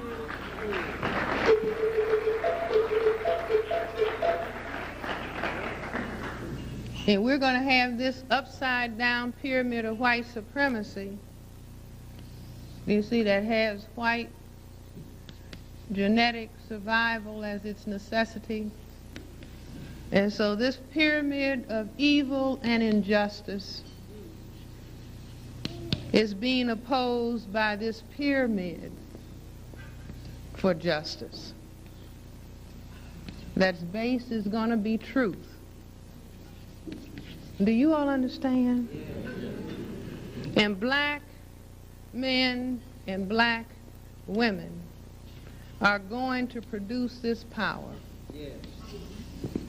And we're going to get it done in the shortest possible time that we can possibly get it done. Is everybody going to sign up?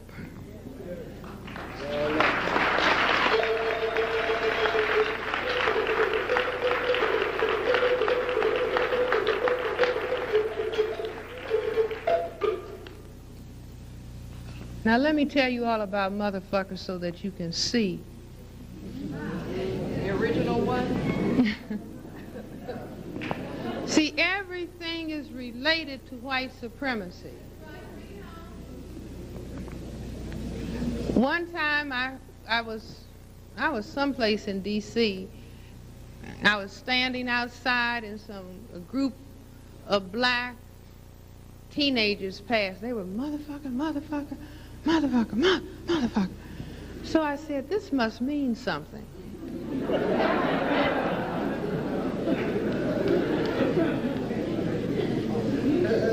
That's really how I came upon the ball games, because it was so quiet one Sunday. It was so quiet, and you can really think when it's quiet, which is why they encourage us to have a whole lot of noise, because the brain hums when it's quiet. So I said, ooh, it's so quiet and nice. Something must be going on. And then it clicked, the ball games, and so that's how I said, oh, they've got to mean something more than just at the surface what we thought. So I heard this so many times, and I said, this has got to mean something. This is language that occurs within the context of a system of white supremacy, a system for white genetic survival. So I said, in some way, this use of language is related to this power system. And so then I thought, there are 5 people categories: man, woman, boy, girl, baby. And so under white supremacy, who is the man? The man. That's an isolating article. That means the only one. So when we say the man, I didn't say here comes a man. That could be my dad or somebody. We say the man. That means the white man, right? So man is out. Under white supremacy, black men fought historically, don't call me no boy, right? Black men died, gave their lives, don't call me no boy. White supremacy said, cool, you got 3 choices: woman, girl, or baby. I say until recently, woman and girl was out.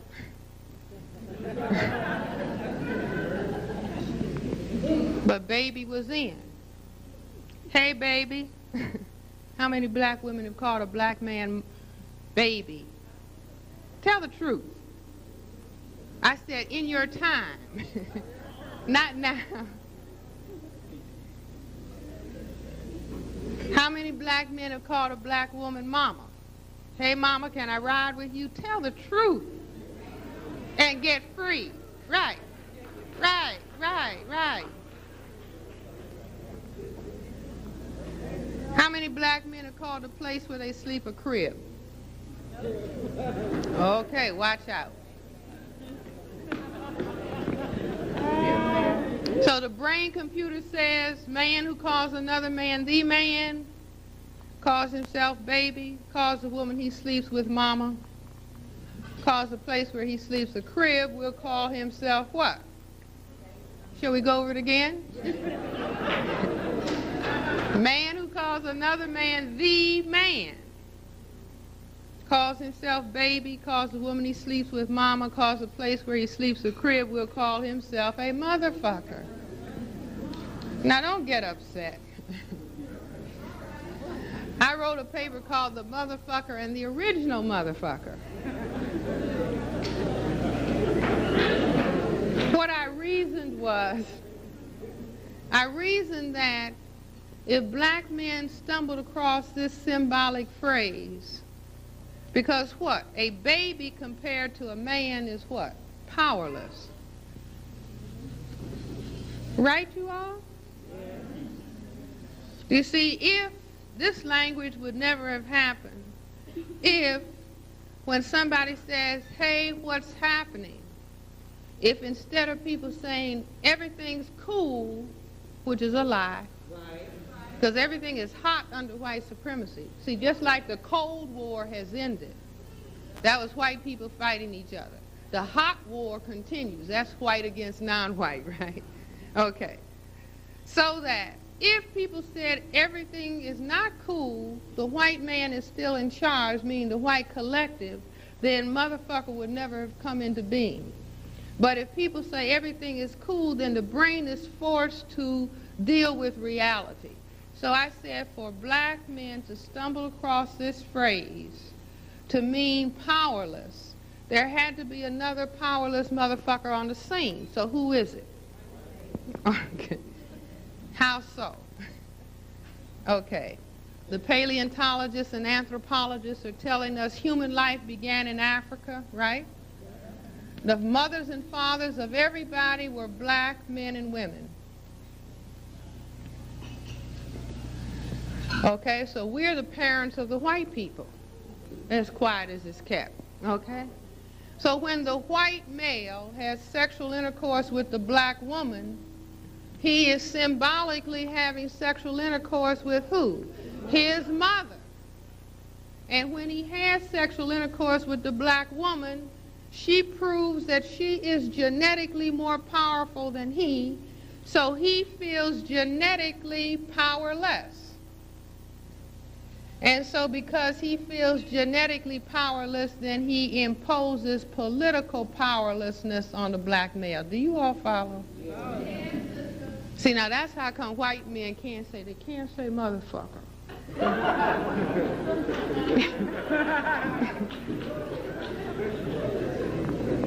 See, now if black men were to go on a job and say, hey, you know why we say motherfucker, Bill? You always wanted to know, how come you all say that all the time? Say, because your genetic powerlessness imposed political powerlessness on us. Now, my mother called me up and she said, Francis, I heard that you said that phrase in public. And I said, Mother, what are you talking about? And my mother has, to this day, she will never say it. So she said, Maryland farmers. So I told her, don't worry, Mama, it is a political expression. See, it is a way that we have of saying powerless without facing the real reality.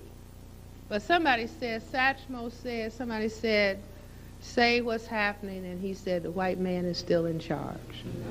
Now, if we start dealing with that, which is just like somebody saying, did you win the last chess tournament? We say, no, we haven't won a chess tournament in a long time. Well, you all must be stupid. Well, maybe, but you just keep playing. And we're just going to keep watching the game. And I think we're going to begin to do okay. Do you see? So, yeah, we lost the tournament. No problem. We didn't have an appropriate analysis. No problem. Now we got an analysis, and if we get enough people talking about the analysis, then we'll just see what's going to happen on this planet. Do you understand what I'm saying? We need to say, yes, there's a war, at the same time that we are being as polite as we can possibly be to people who classify themselves as white. See, I'm not advocating honky, no, that's over. See, that's what we did in the 60s.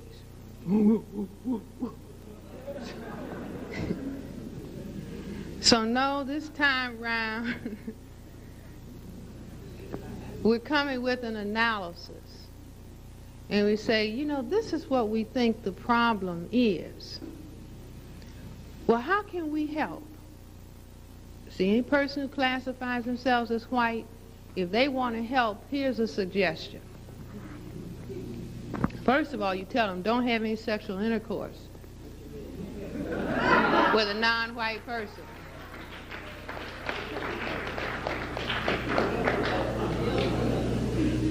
See, and we can then tell them, Neely Fuller says, don't have any children because right now you're just feeding into the system of white supremacy. Okay. But if we suggest, please just bring us a syllabus of what you talk about when there's no black people around. See, that'll help us tremendously.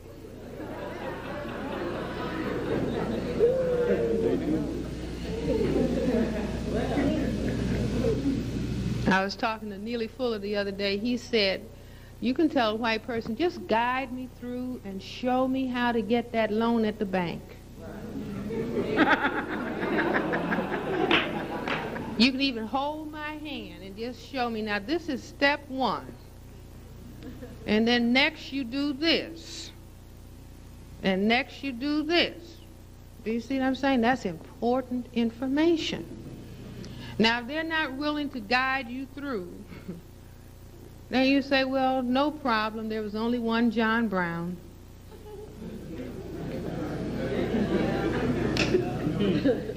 And so you say, I'll see you later. I'm going to the library. Well, I thought you were going to the club. No, I'm going to the library. See, you didn't show me how, so I have to try to read up on it. I know you got it in one of those books. Okay?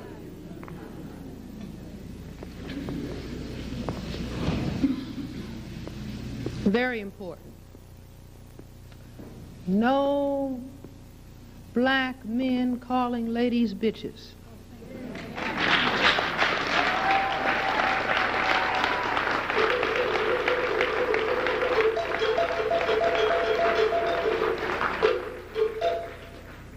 What? That helps all of us, because that would mean if I call a black lady a bitch and I'm a male, B-I-T-C, then I'm calling myself a dog. Because my mother gave birth to me. Do you understand? No black lady saying, I can't stand black men. Huh?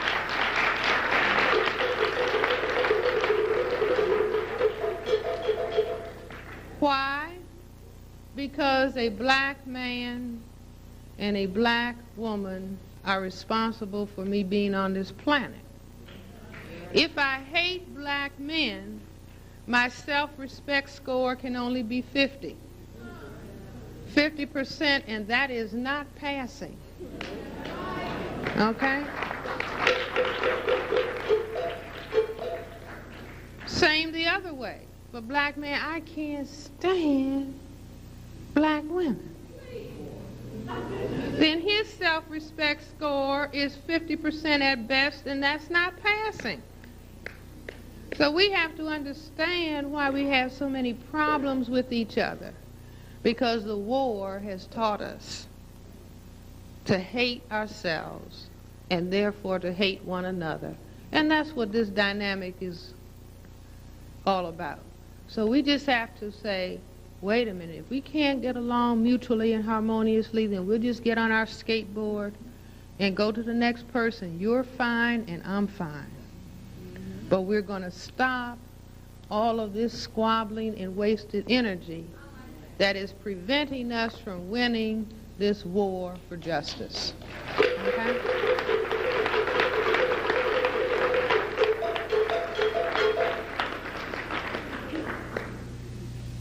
What else?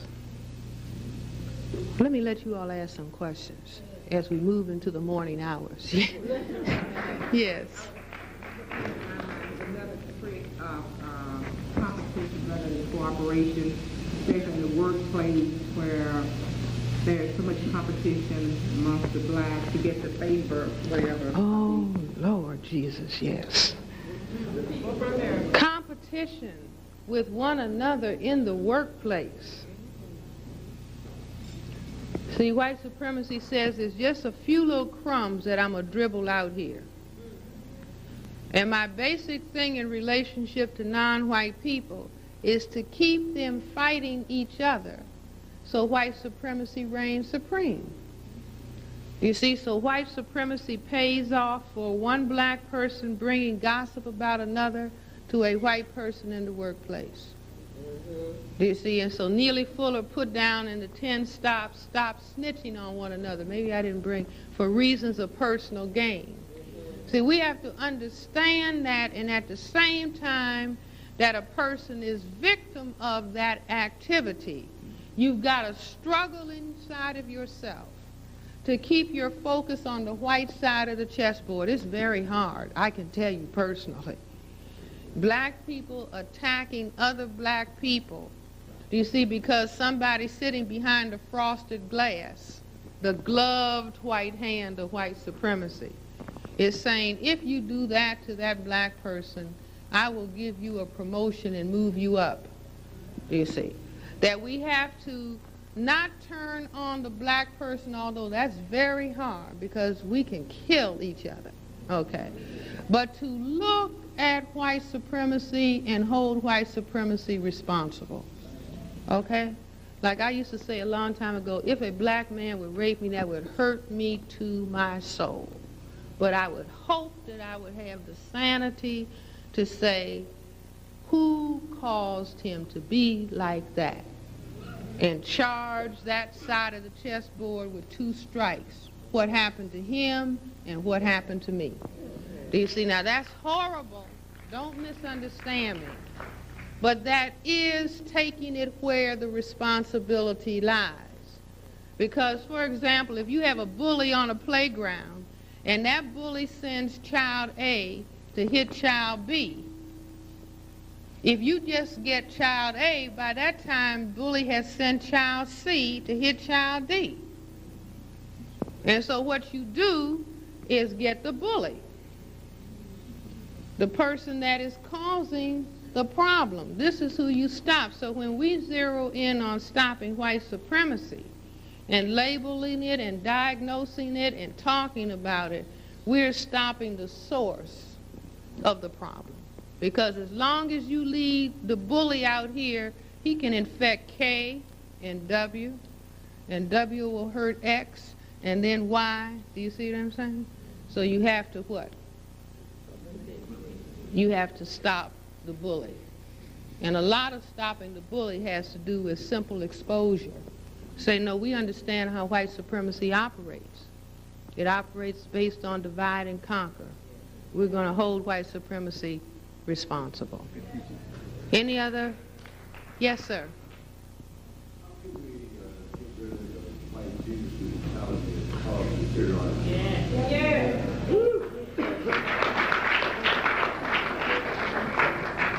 See, it's all a part of the same thing. Have some black person write a musical called Arms Too Short to Box with God. That means what? Your arm is too short to box with white supremacy. You see, now the way that we get rid of it is not going and attacking some black person who goes to a church and there's a white Jesus. The way you go about it is stop name calling, stop being discourteous. You see, because if you're moving around doing that, some black person who goes to a church that has a white Jesus will say, who was that nice person? That was a black person who spoke to me so courteously. That was a magnificent feeling. That was a black person who spoke to me like that. Do you see? Then we will change our attitudes based on how we think about ourselves and how we relate to the reflections of ourselves, which is one another. Okay? Because we can't choke each other and eliminate white supremacy. Yes? How does the so-called unity of Eastern Europe affect our war and the struggle that we need to engage in return? The so-called what in Eastern Europe? Unity. Well, what is the unity in Eastern Europe? They're just talking about a unity that they've always had. See, they're just talking more about it because the planet is changing. The non-white people are flexing and turning and moving in Asia and Africa. And even us over here, we're flexing and turning. And white supremacy said they're getting ready to be the majority over here. So these little squabbles that we've had with each other, pretending I'm a capitalist and I'm a communist, as opposed to I practice white supremacy economics. Okay. And so they're just tightening their formation up. Do you see what I'm saying? Making sure that they don't break rank. And they say, well, the resources, it's just enough for us. And so we can't be giving these black people over here jobs because some of these people over here need to come over here and get jobs and get out of those food lines. Do you see? So if they tighten up, then we say, ha-ha, they're tightening up, and guess what? We're tightening up. See how the vibe dropped? And I know what that vibe was. The vibe just dropped when I said we're tightening up. And you know what it is? It's the fear of being by ourselves. See, the vibe dropped again. Can't you all feel that? I mean, like it's about to get real cold in here. You know? You mean we're not going to have any white people with us? Do you all understand? Yes, ma'am.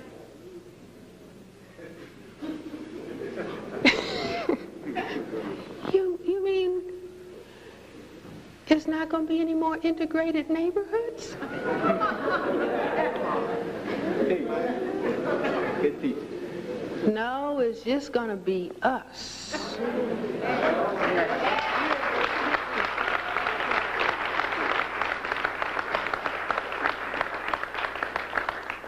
But see, what if we were over here engaging in this, all these things, no throwing down trash where black people live, work, and play, only 4 uses of time, constructive conversation, constructive activity. That means sweeping the dirt and making the lawn look nice and painting the house. And so people will drive through. Say, it used to be glass all over this street. They've cleaned this neighborhood out. There's no black people here. Where are the orange peels? Where are the broken soda bottles? And then they see a black person come. That black person must work there.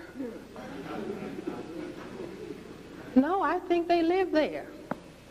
They got something else moving here.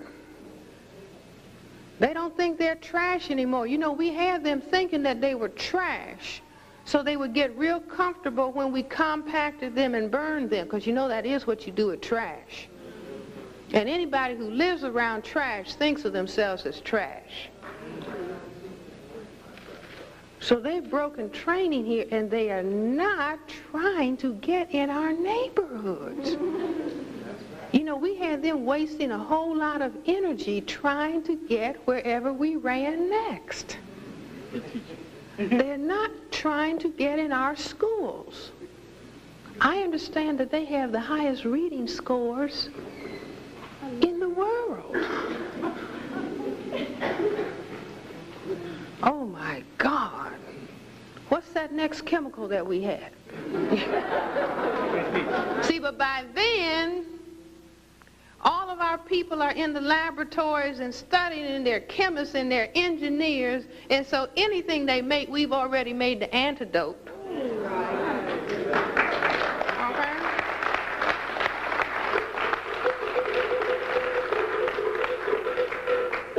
So where was I? Next. Yes, okay. Earlier you mentioned that the Jews are classified as non-white, although they are in control of most of the wealth in the world, and in my opinion, I see them in control of white supremacy. Where do you place them in the ball game? See, we've got to, that's why it's very important to make an analysis of what the problem is. Based on what you said, that they are the most powerful people in the world, nobody could have destroyed 1/3 of their world population.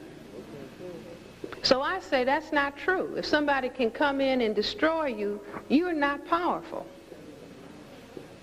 Do you understand what I'm saying? But I say this diversionary.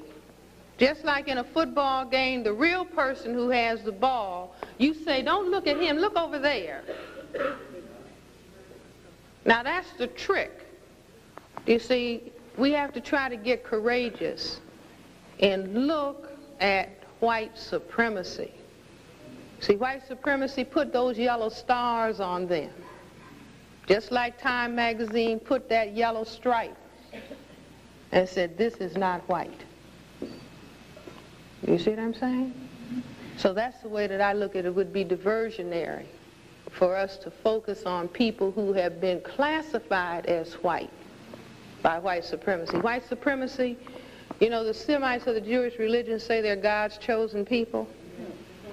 And so they kind of debate with each other about what they were chosen to do, so I get into the discussion. And I say they were chosen to show all of the non-white people on the planet, no matter how light-skinned you get, no matter if you cut off your nose and straighten your hair, no matter how many degrees you get, no matter how many diamond rings you get, no matter if you produce a Marx and a Freud and a Rubinstein, that when the hammer of white supremacy comes down, that white supremacy will have the power to say, you don't need that fur coat where you're going. You don't need that degree where you're going. Now that's what happened to the Semites of the Jewish religion. Do you see what I'm saying? If we get that straight, you see, because, you know, I can tell you by the time you get back to your room in this hotel or wherever you're going, somebody will think, you know what, I should have told Dr. Welsing. I didn't tell her about those people that live down the block from me. Black people are doing more harm to other black people than any white. Now see what that means? I can't focus on white supremacy because my brain has already figured out. See, because white people say, don't even look at me. Now you look at me and you won't keep your job. You see, so that's why we keep needing these diversionaries. Well, what about the Chinese? Don't you remember now, those Chinese people, they were rioting against the Africans.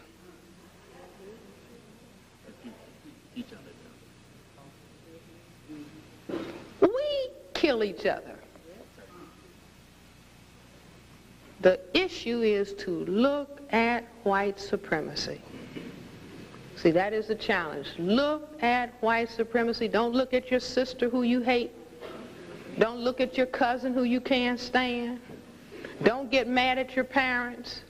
We are all victims of white supremacy, so we are likely to do anything. The problem that has created all of that insanity of behavior is white supremacy for the purpose of white genetic survival. Now that is, to me, the challenge for us, you see, to stop anybody that somebody can come along and put in a truck and line up and kill. You believe me, they don't have any power. You see, or say, no, you go over here. Now you want to be white so bad, I'm going to put you in the Middle East and let you kill your Palestinian cousins. You see, just like the black people that they line up and give guns to in South Africa and say, you kill each other. Okay? Or you kill each other in Washington, D.C. You all kill each other. Kill each other in Detroit. Right. Kill each other. Here are the guns. You kill each other. Okay? The answer is to look at white supremacy.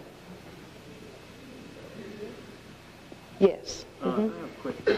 I'd like to know, in reference to the project, the genome project, the genetic mapping of the body, how does that play in this? I said in the Crest theory that white supremacy has an obsessive focus on color, genetics, and sex.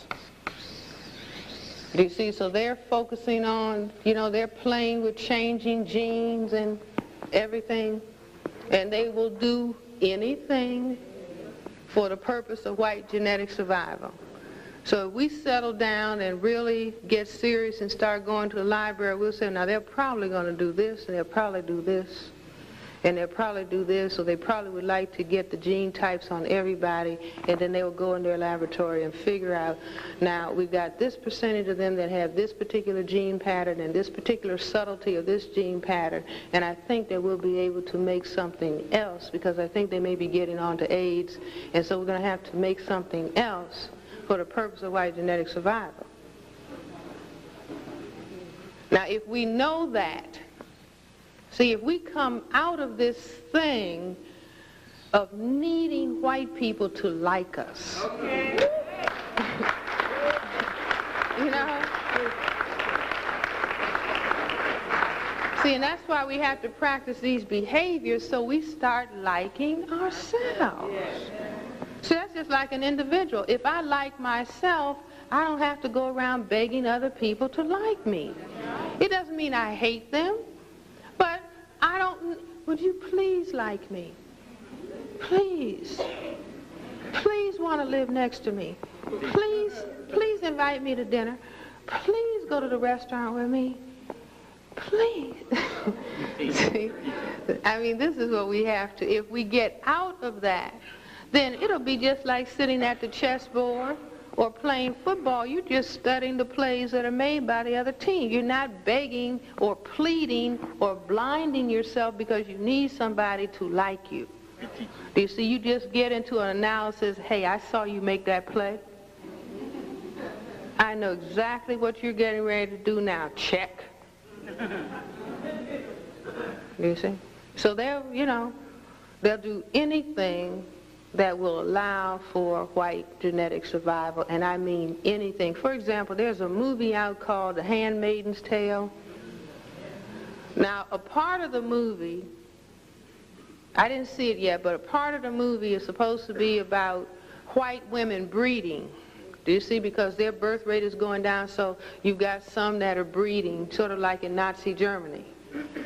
The other dimension of the movie that is not really focused on is that they are taking black people to a toxic waste dump. Now see, things are laid out in movies to prepare, get the mind prepared.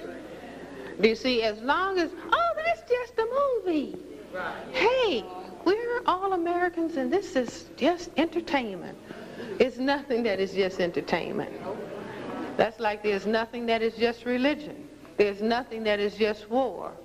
There is war under white supremacy, religion under white supremacy, politics under white supremacy, labor under white supremacy, law under white supremacy, education under white supremacy. Do you see? It's just like black people say, no, we want to learn about ancient African history. No, we can't have that. You see? And so I say, instead of walking around with pickets, save your energy, go to the library. Yeah. Do you see?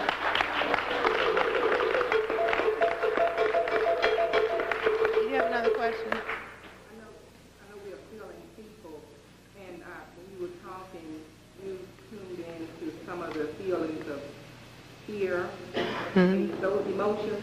Would you give us, in descriptive terms, some psychological benefits from the things that you mentioned that we should be doing? You know, some of the positive things, because I've sensed a lot of, you know, fear like you did. And from doing these things, it enables one to feel better about oneself. So right. If we start relating to ourselves and one another, see, the best measure of what I feel about myself is how I relate to the reflection of myself. Do you see, like, let's say if a lady says, Dr. Welsing, I love my husband, how do you treat him? Do you see? Or a man says, I love my wife, how do you treat her? And so if I really have respect for myself, it is reflected in what I do to the reflection of myself, which is another black person. But if we begin to engage in these behaviors, we will feel better about ourselves. Self-respect will be enhanced. We can stop lying to ourselves, and also to understand critically, if you do not respect yourself to a sufficient degree, you will not defend yourself. Now, speaking about Semites of the Jewish religion, Bruno Bettelheim, who was a Semite of the Jewish religion, a psychoanalyst who just died, he was in his 90s, and I read an interview that was in a paper. He said the Jewish people did not get destroyed because they lacked courage. They were destroyed because they did not respect themselves. See, they didn't want to be. I'm German. That's right. That's us. I'm American. I didn't leave anything in Africa.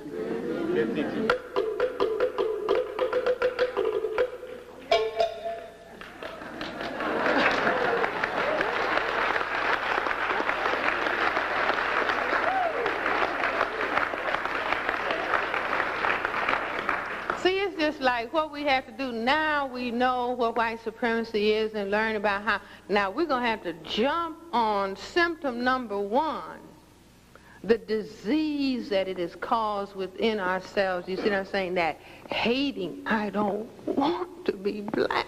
I don't want to be black. Yeah. I don't want any crystal black baby. I don't want. You know? See, we have to really understand. I mean, this stuff is deep. Deep, deep, deep, deep. You see, but it's like even if we look in the mirror and say, I know I hate my black self, but I'm going to embrace myself. And I'm going to embrace myself and love myself and respect myself even while I'm hating being black. I'm going to embrace myself and not call myself names because I will to change. Do you see, that's what we have to do to ourselves and do to one another. This is deep, and we have to get it out of our pores. Do you see? Because if we begin to really love crystal black, we might be able to make some lasers with crystal black. And have some Star Wars of our own, okay? Okay?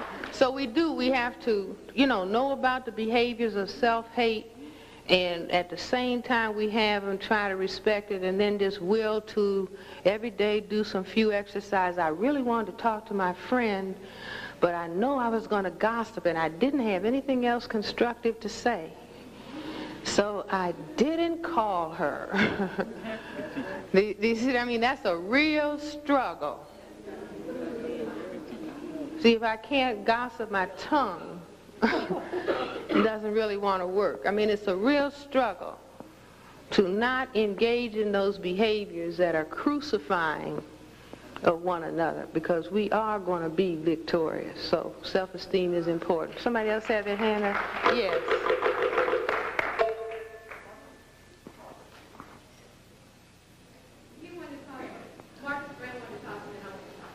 Who did? Oh, go ahead. You were talking about, well, I know the Nation of Islam is doing something with the misdirected on West Coast of California. Mm-hmm. And in a sense, I guess I've seen you lectures before going into some specifics about particular things that we can do along those lines, in a sense to wake up the conscience of brothers and sisters who might not have access to, in a sense, conferences like these. And I guess my question is, could you elaborate on some particular things that we might can do to transform those potential armies that are present who are fighting against each other into people who can be drafted to the liberation army? Okay, you know what? If I told you all a dirty joke tonight, I could, if I could remember one, but I could tell you a dirty joke, and guess where? It would be in California by Monday. That's right. That means that we would pass it on. I could teach a new dance step and say, you all, have you seen this latest dance step? That's right. This is the way they do it. And so I show you, and then you say, I didn't quite get it, but I think this is the way. And then I teach my cousin, and I teach the person down the block, and the dance would move all over the black community. Now I'm saying everything that we've talked about here tonight, if any of it means anything to you, pass it on. Like the African proverb says, each one teach one. See, even if somebody just remembered, stop gossiping about one another. That's right. Somebody else might remember, don't throw down any trash where black people live, work, and play. Somebody else might remember, everybody get a PhD in broom. Learn how to move that broom where black people live. So it's no glass, no dirt, no paper, no boxes, no hamburger wrappers. Do you see that if people just started doing that, somebody say, what's that brother doing? What's that brother doing with that broom? What is he doing? So that man has the highest level of self-respect apparently in the block. Do you see? I mean, if we start doing that, we can create a revolution just by word of mouth. You know, the young people in Public Enemy, I got a call from a magazine in New York, and they said, do you know Public Enemy, Dr. Welsing? I said, I'm really sorry, I don't know the pop culture that well, I have to confess. They said, well, they based their new record, Fear of the Black Planet, on the Crest Theory.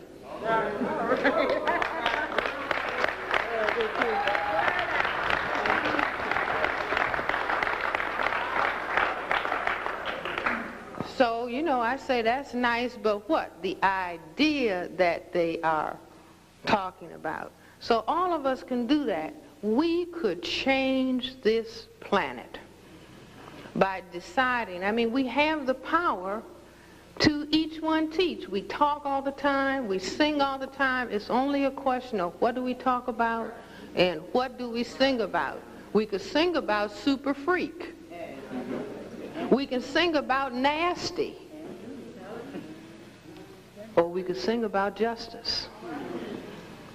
Do you see? So it depends on what we understand and what we decide to push when we relate to one another. Yes? I have a question legal in terms of AIDS having been brought to Africa to a legal vaccine. There's an uproar now in Dallas, and I don't know if it's the country, but there's an uproar. Every time you listen to the radio, get your shots of measles vaccine, the free measles vaccine. Can you please speak to that and the impact that it will have on the African community, not just in the United States, but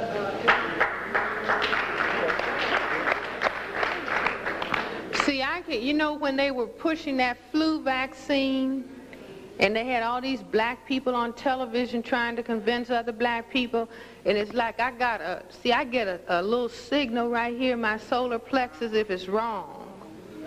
And so the only thing I can say is tune in up above and then see what kind of communication you get as to what it is, because just like you, I'm a physician, but when they start, you know, doing all this excited talk about this vaccination and this one, that it worries me when I understand white supremacy. But I can't tell you, you see what I'm saying?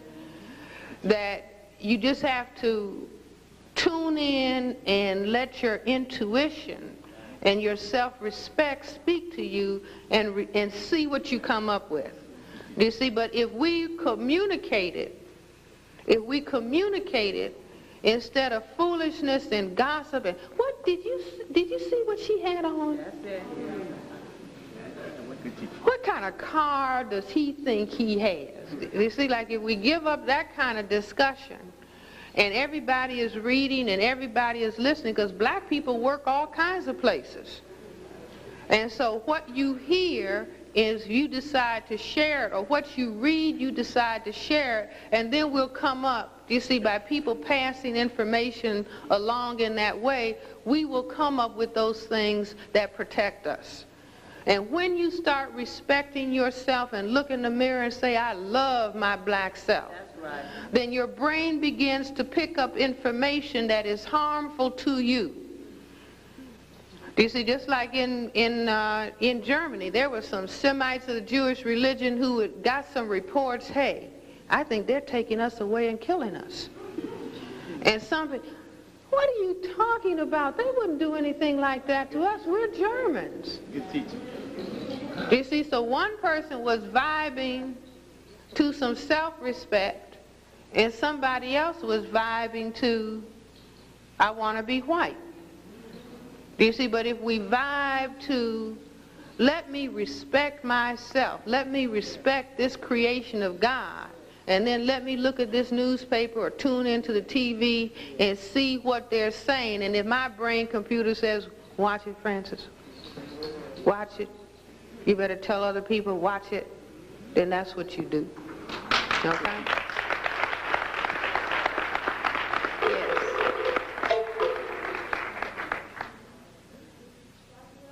Yes.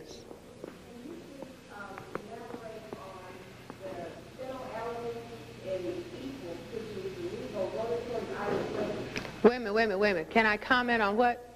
On equal. You mean the sugar is...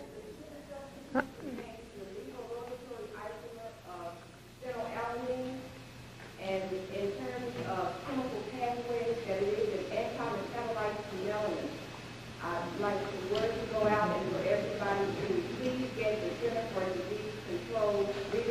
this article on phenylalanine and ether. What does it say? Because I'm not familiar with that. What it says is that as there is an as yet undetermined population who is sensitive to the compound phenylalanine.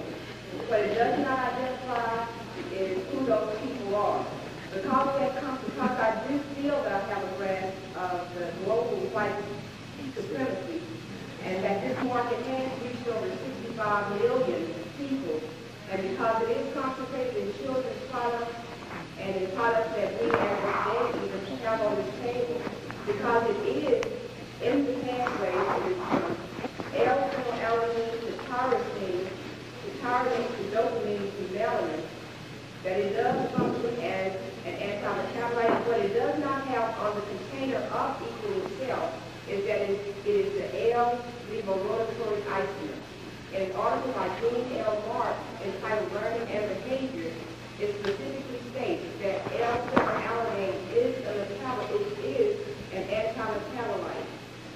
The reason I'm saying this is because if, in fact, white supremacy was going to reach us on a global, massive scale of people of color, it would follow that it had to reach us through a major source, and that I would call that this is that source. Well, I would just say, see, this is why people have to read. Everybody has to read. No one person does all the reading.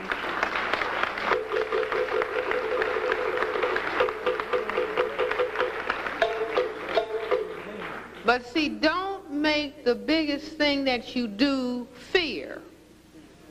Make the most important thing that you do, how can we strengthen this army? Do you see, how can we go on the offensive by countering within ourselves negative behavior? Do you see, because we could just be, they might be doing, and then I just faint.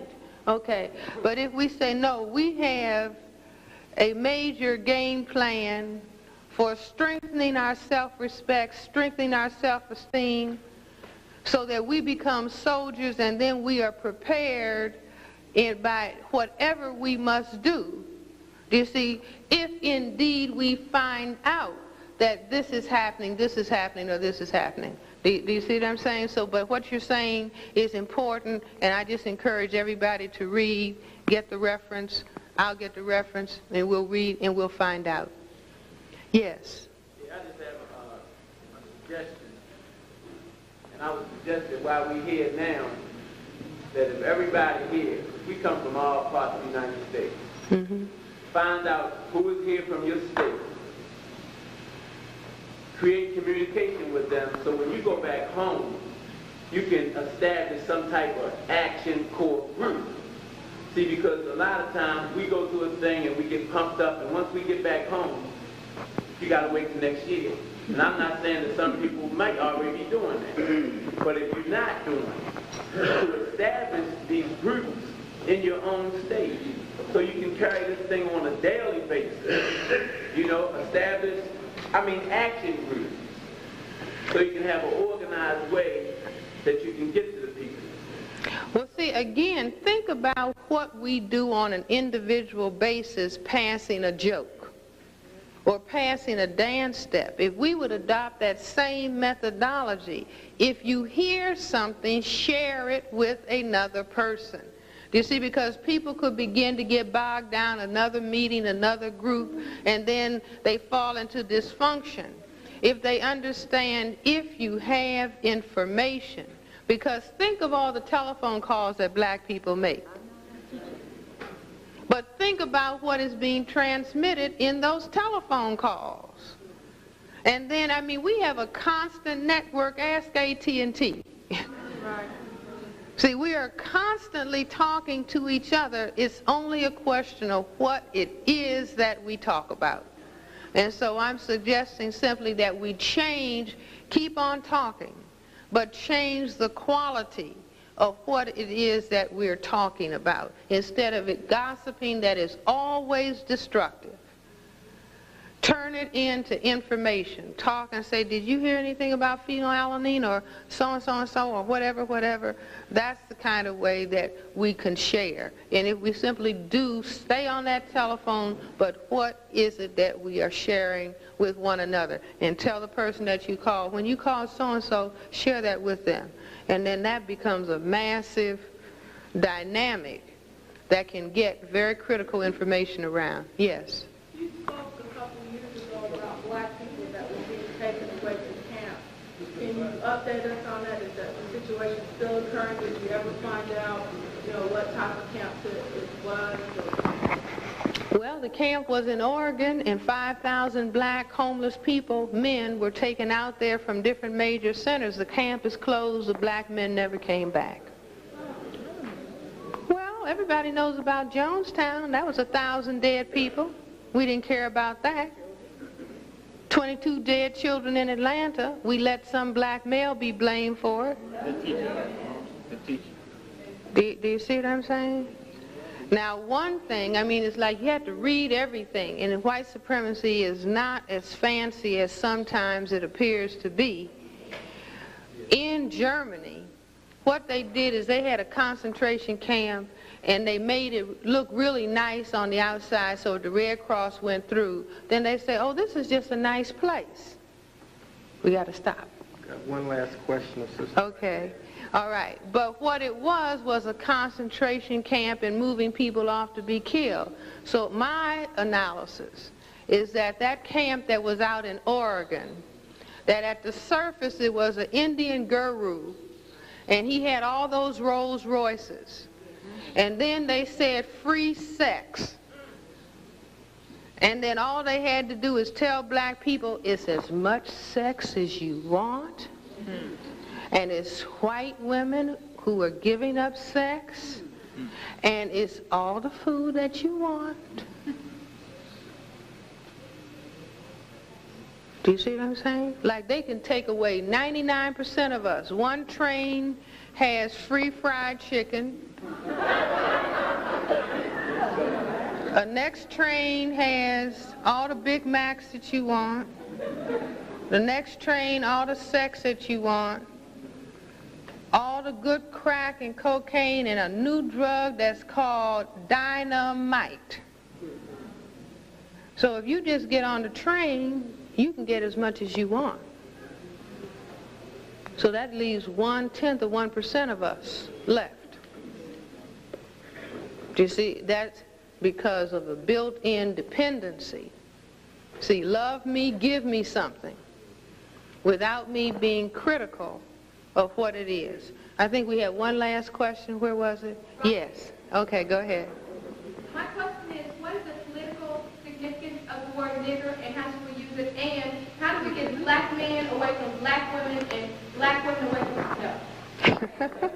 Black men and women away from white men and women. And how do we teach children who have grown up knowing nothing about themselves, whose families don't know anything about themselves, and what can each and every individual one of us do to spread the word? Well, my brain is tired. I don't know if I can keep up with that. We've already talked about it. We just say that we recommend to counter white supremacy, no black man or no black woman have sexual intercourse with a white person until white supremacy is ended all over the world. Now, you don't go up and choke some black person to try to make that white person leave them alone. See, because no black person gets a white person. A white lady gets a black man, a white man gets a black lady. We are victims of white supremacy. We do not go chasing down white people. If you don't believe it, just run after some white man of your choice or white woman. Without them announcing availability, right? Okay, for children, we have to talk to younger people in the same way that we're talking to each other now. Help them understand after we help ourselves understand what the war is, be determined to eliminate the war in the shortest possible time. Take care. Okay.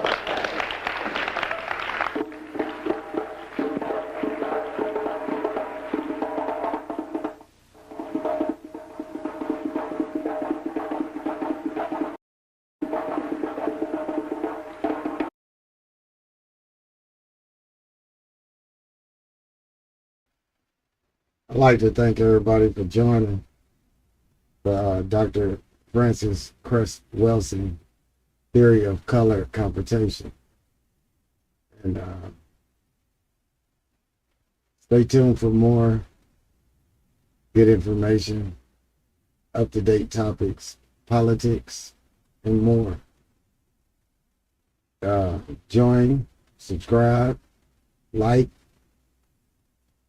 and stay tuned for the next video. Thanks for joining, everybody. Thanks for coming. I appreciate everybody who participated in the chat. And